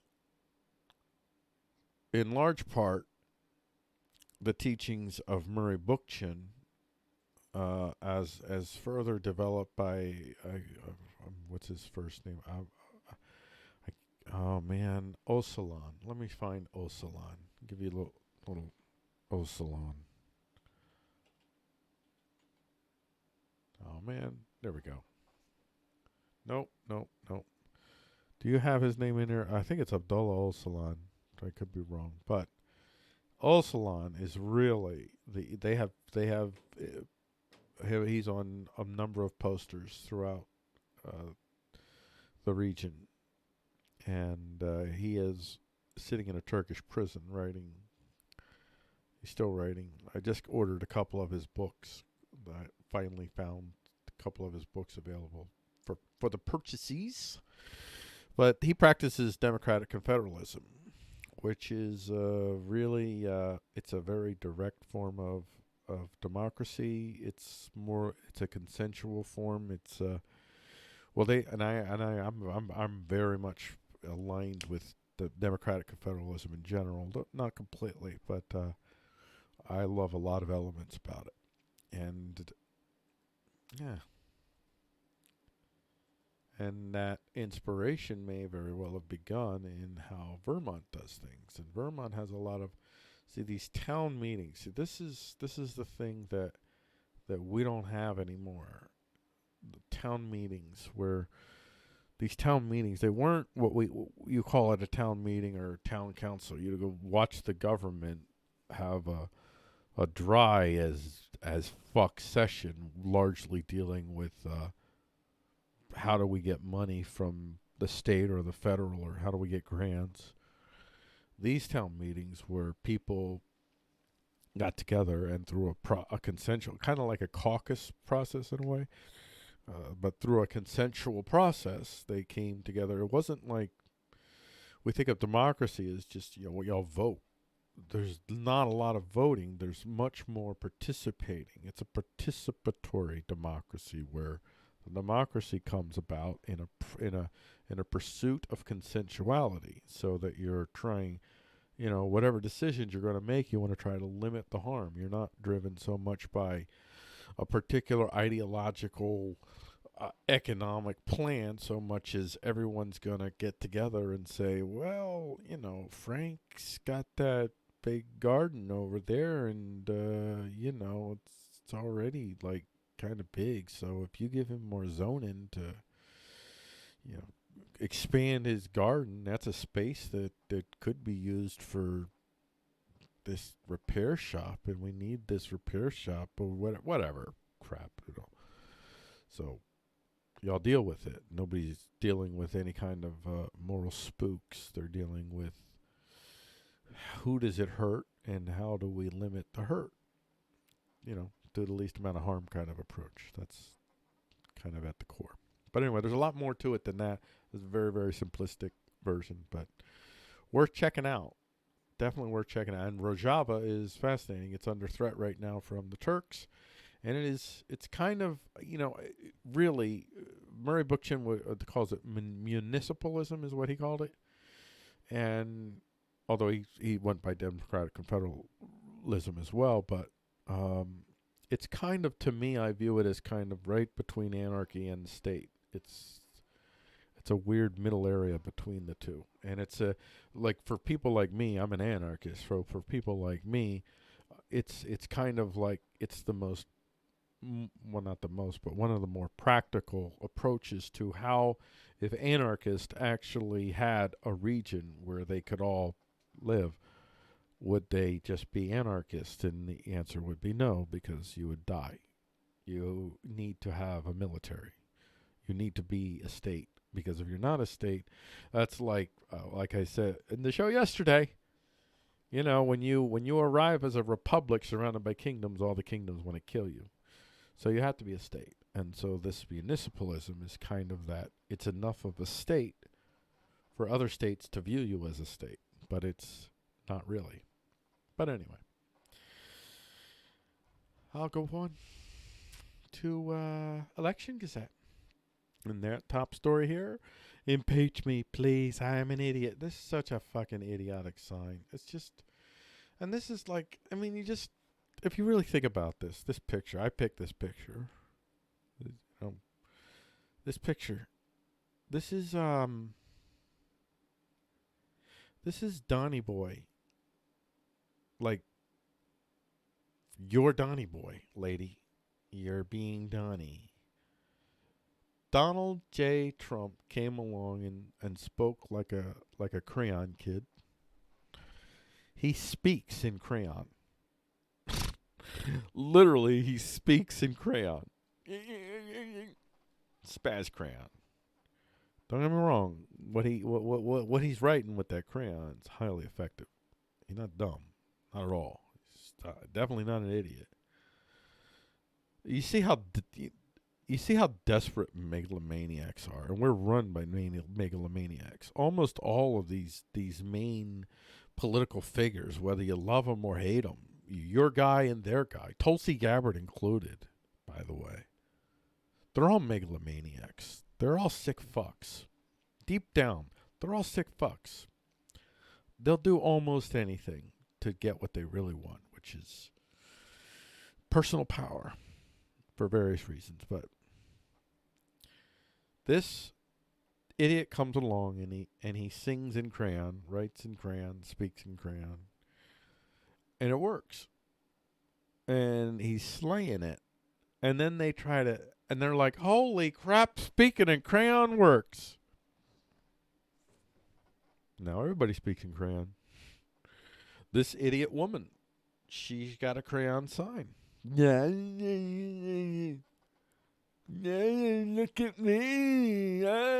Trump's an idiot. You know, you look like the fucking idiot holding that sign like that, right there, lady? You do. You look like a fucking simp. A gosh darn awesome. Wait, hold on. Wait, no, that's my picture. Hold on. I got to zero in on this. Come on. Is that? Oh my gosh. Look, what is that? What is Donnie? Oh, look at this. Come on. Look at this. It's a swastika. You got a swastika as the shadow. That is so. Oh gosh, that is so just.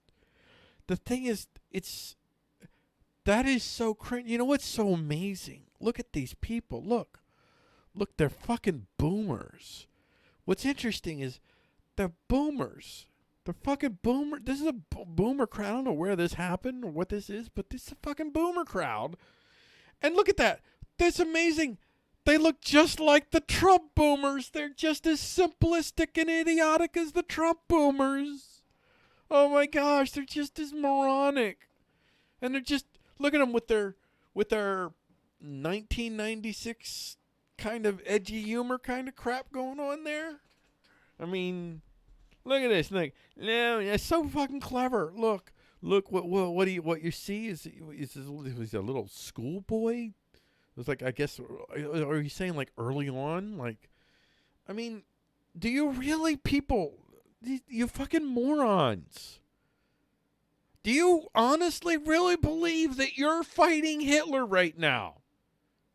You're not fighting Hitler. You're fighting an authoritarian man who is on a quest to become God. He is one of the almost all of your politicians. They're on the we have two major preferences within us, two core preferences, and we all have both of these things. It's just some of us we gravitate more towards one or the other, and one is to be God and one is to be like God. Politicians, almost all of them, I would argue all of them, but I'm just going to say almost, just in case. But I mean, it might be 1 in 1,000 years kind of thing. Like one person in 1,000 years of politicking. Like that kind of odds. They're on the I am God path. They have to be. You have to assume a God path to be part, and specifically at the federal level. Not as much at the local level.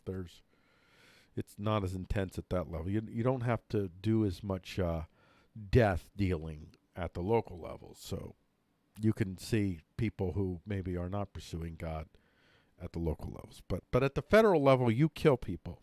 You have to. You make decisions that wipe whole industries out.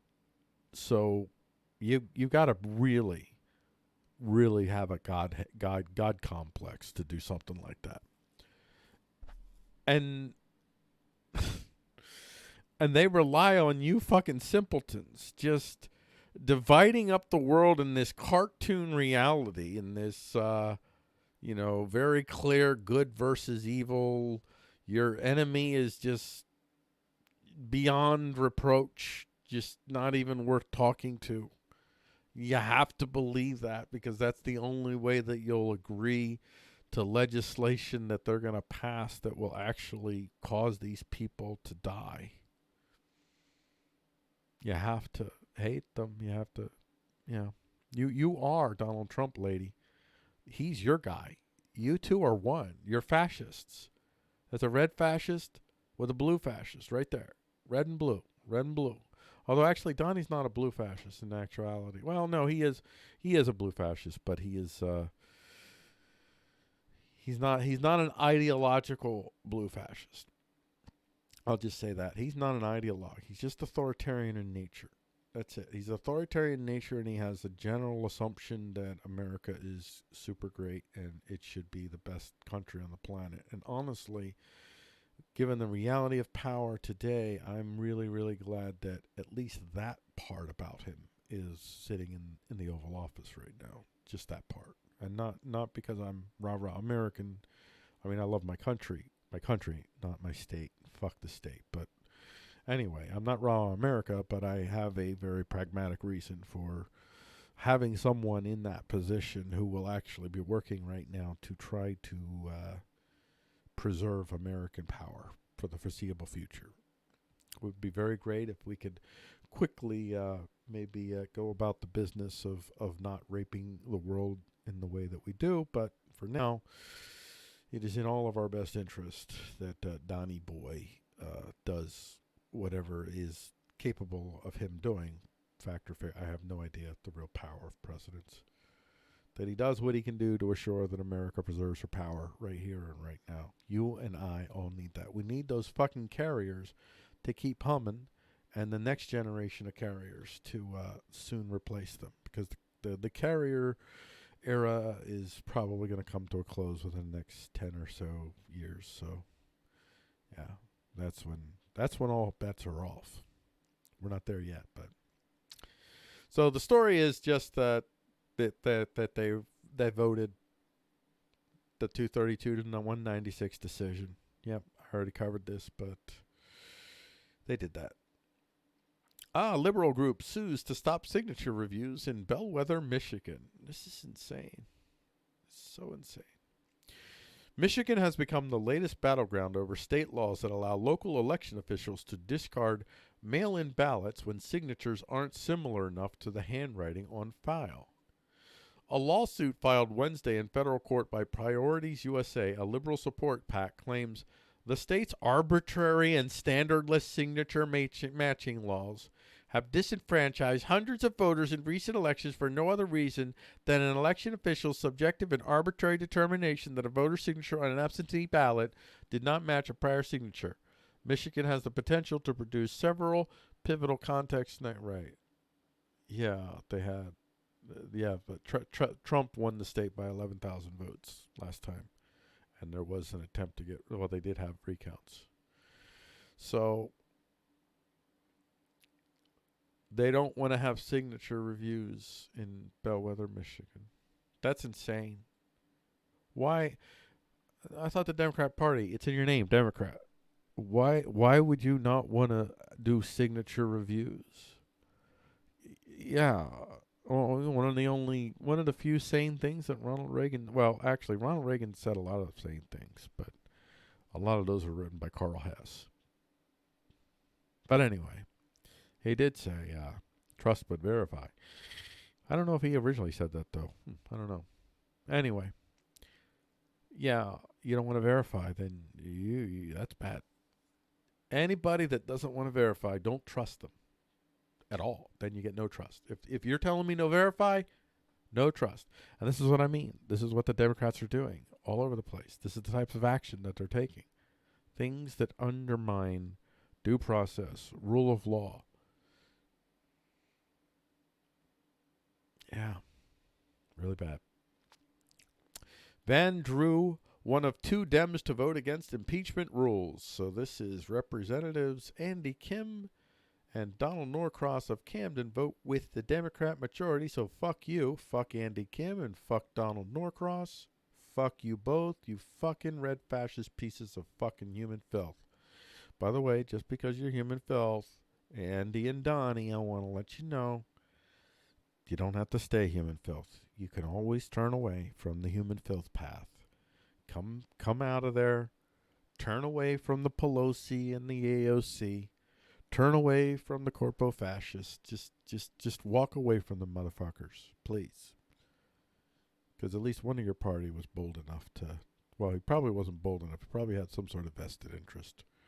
I don't really think people are bold in Washington anymore. They're just completely self-serving. And now that Donny Boy has come along and showed everybody that you can write in crayon and speak in crayon, and the world will be like, yeah! And now everybody's demagogues. And that's what it really is. That's what demagoguery is. Demagoguery is, well, actually, Obama was a demagogue, but he didn't write in crayon. He wrote in quill pen. Pen quill, whatever. Whatever, man. It was he was eloquent bastard. President Trump to return to his MMA past at UFC 244. This will be on tomorrow night. On Saturday night, the UFC is set to hold a massively anticipated matchup between two of its biggest rising stars. Oh my gosh, who the fuck wrote this? This is Fox Business.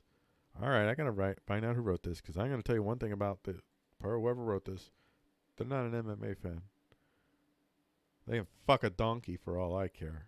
I'm just. What is next? Holy crap! I don't want your freaking ad. Screw you. I just want to find out who wrote this. Matthew did. Matthew McNulty. See what you look like, Matthew. I need to know what you look like, buddy. I like to humanize things. I like to actualize and humanize things. Because. All right. Where's his Twitter? Come on. I expected to see your Twitter. Oh, there we go. All right. Let's see. There we go. So there he is. This is the guy. Okay. That's the guy. So that's really interesting when you start to see these faces. This is a young lad, young boy, just a little guy.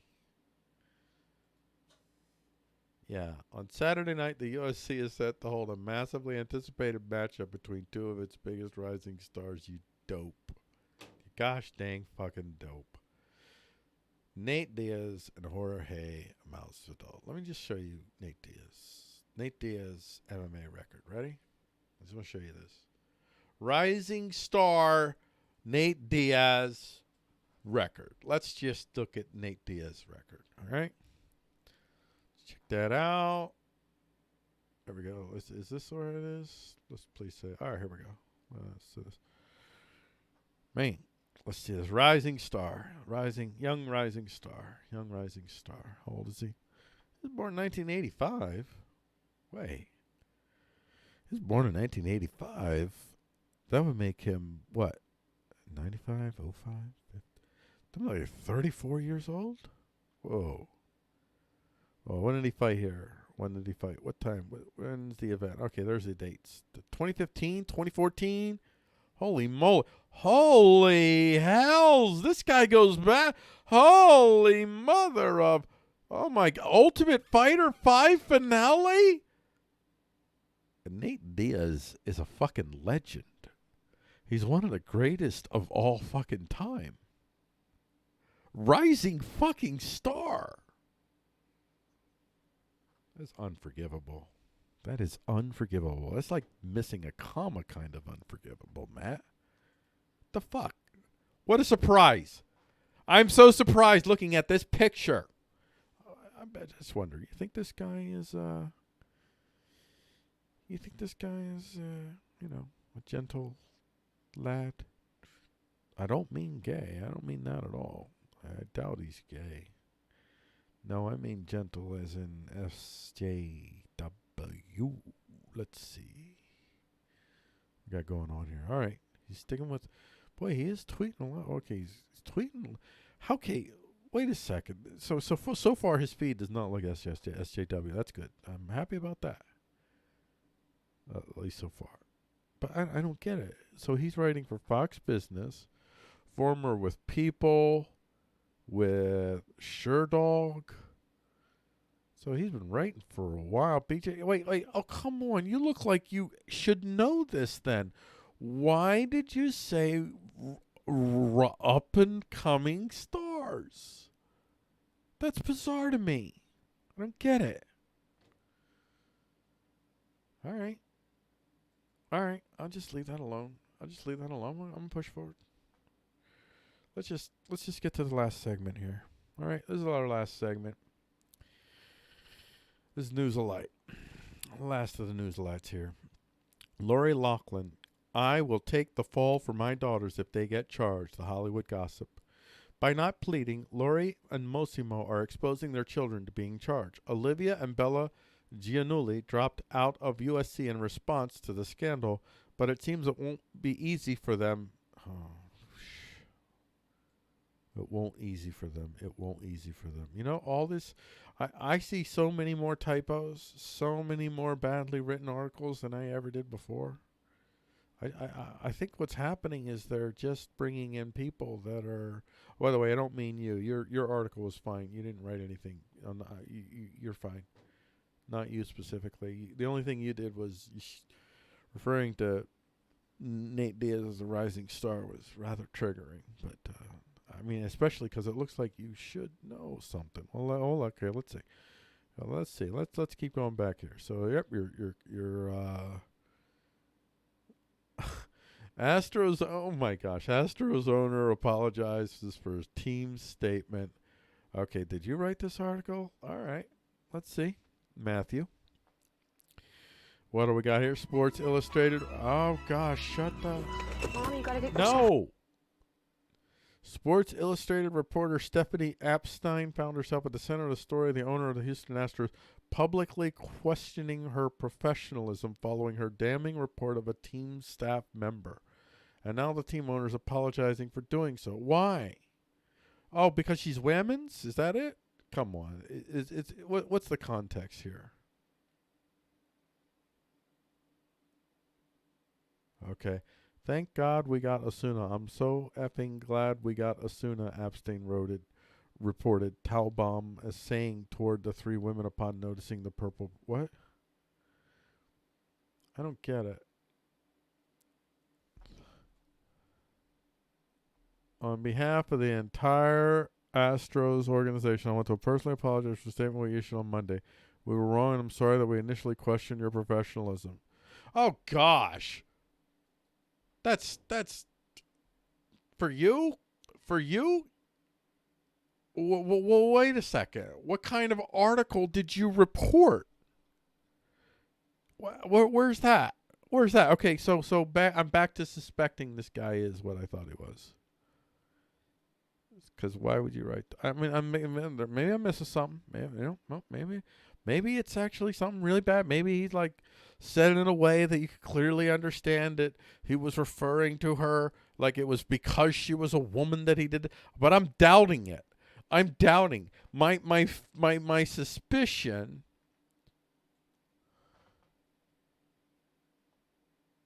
Okay. On behalf of the entire, Epstein reported Monday the Houston Assistant General Manager Brandon Talman taunted a group of female reporters during the ALS during the ALSCS celebration on October. Thank God we got Osuna, he yelled, referring to Roberto Osuna, the closer the Astros acquired when he was suspended. I'm so effing glad we got Osuna. One of the reporters he targeted was wearing a domestic violence awareness bracelet. What the hell does that have to do with anything? So fucking what?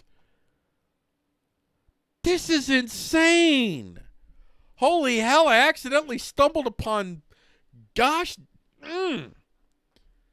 stupid.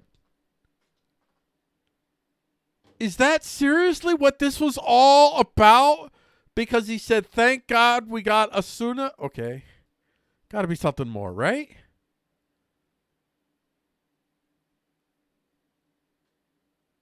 Wait a second.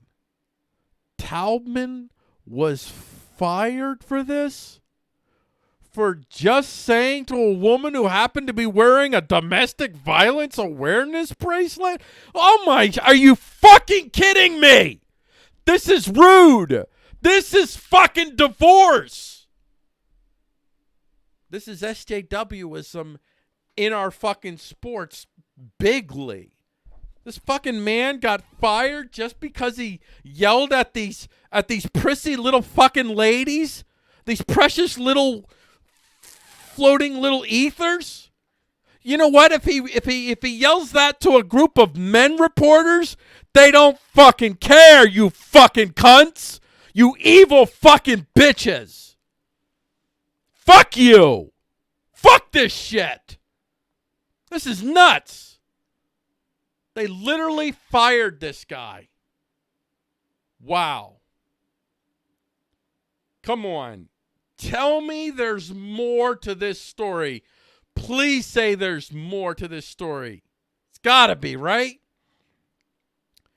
Houston's parting with Taubman comes 3 days after Sports Illustrated's Stephanie Apstein reported he turned to 3 female reporters in the Astros clubhouse after the team clinched the American League pennant on Saturday and yelled multiple times, thank God we got Osuna. I'm so fucking glad we got Osuna. One of the reporters, again, with the fucking domestic violence awareness bracelet. What the fuck are you talking? Who cares? Who fucking cares? That doesn't give you a shield. Is that why? In May 2018, Osuna was arrested on domestic violence charges while playing for the Blue Jays. The charges were dropped, but Major League Baseball suspended Osuna for 75 games for violating his domestic violence policy. Okay, well, hold on. There's more to this. Hold on. Let's see. The charges were dropped, but Major League Baseball suspended Osuna for 75 games for violating its domestic. Okay. What were the charges? Was he convicted? We don't know anything.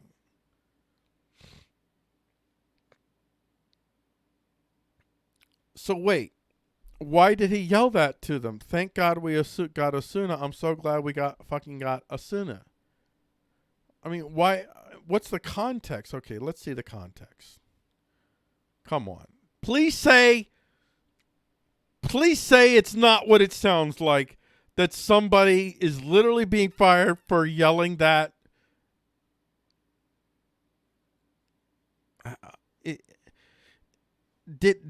Was he doing that? Like, did he know that this person had a domestic violence awareness bracelet?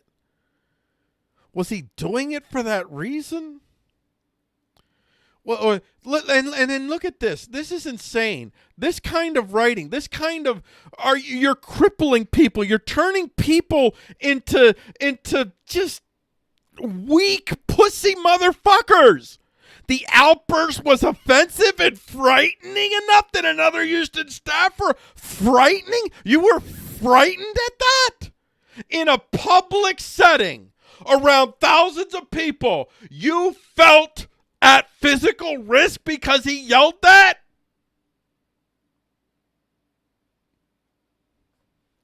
Did he know you had a domestic violence bracelet? Did he know that?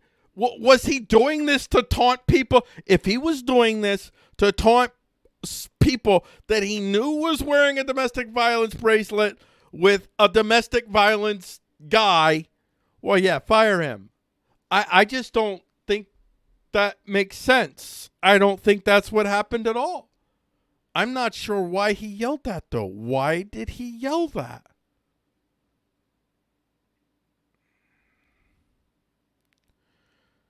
More than half an hour after Jose Altuve won the Astros the pennant, the party in the Houston clubhouse still raged. Right fielder Josh Riddick was crushing vodka. Okay, whatever. And in the center of the room. Okay, so this is in the center of the room. It's not out. Assistant General Manager Brandon Taubbaum turned to a group of female reporters, including one wearing a purple domestic violence awareness bracelet, and yelled half a dozen times, "Thank God we got."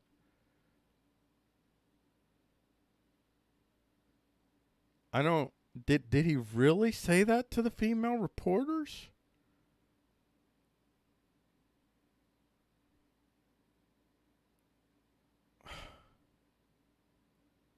I don't. Was Asuna? I don't. It doesn't make sense. There's no way that this guy was intending to attack anyone.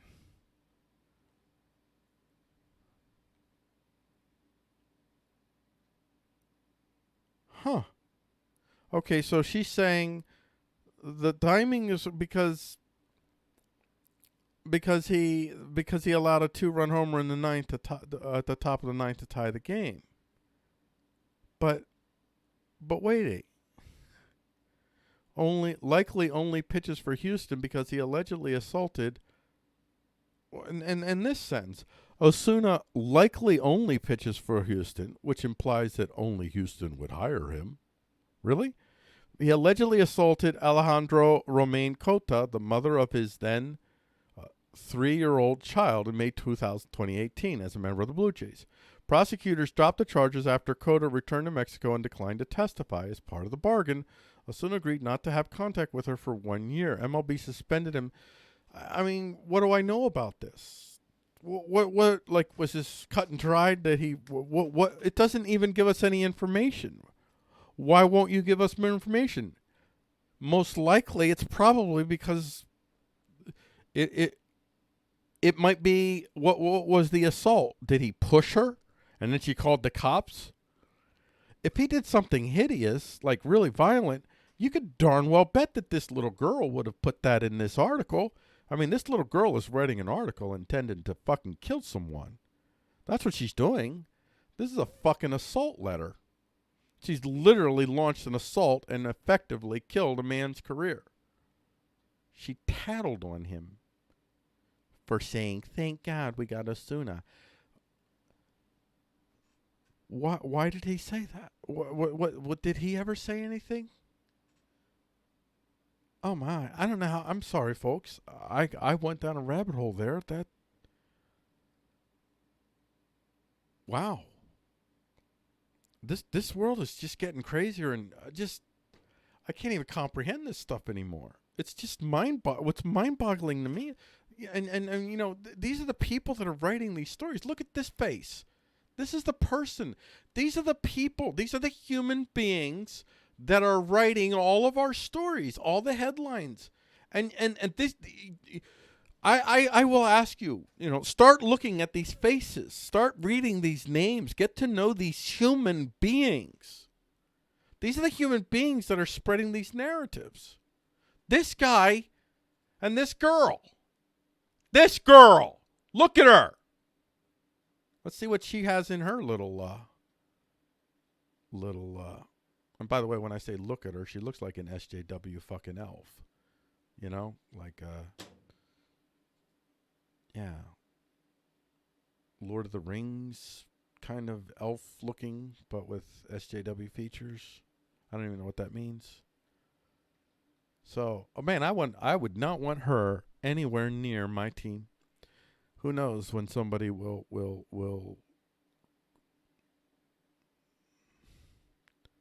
be her next target. Let's see.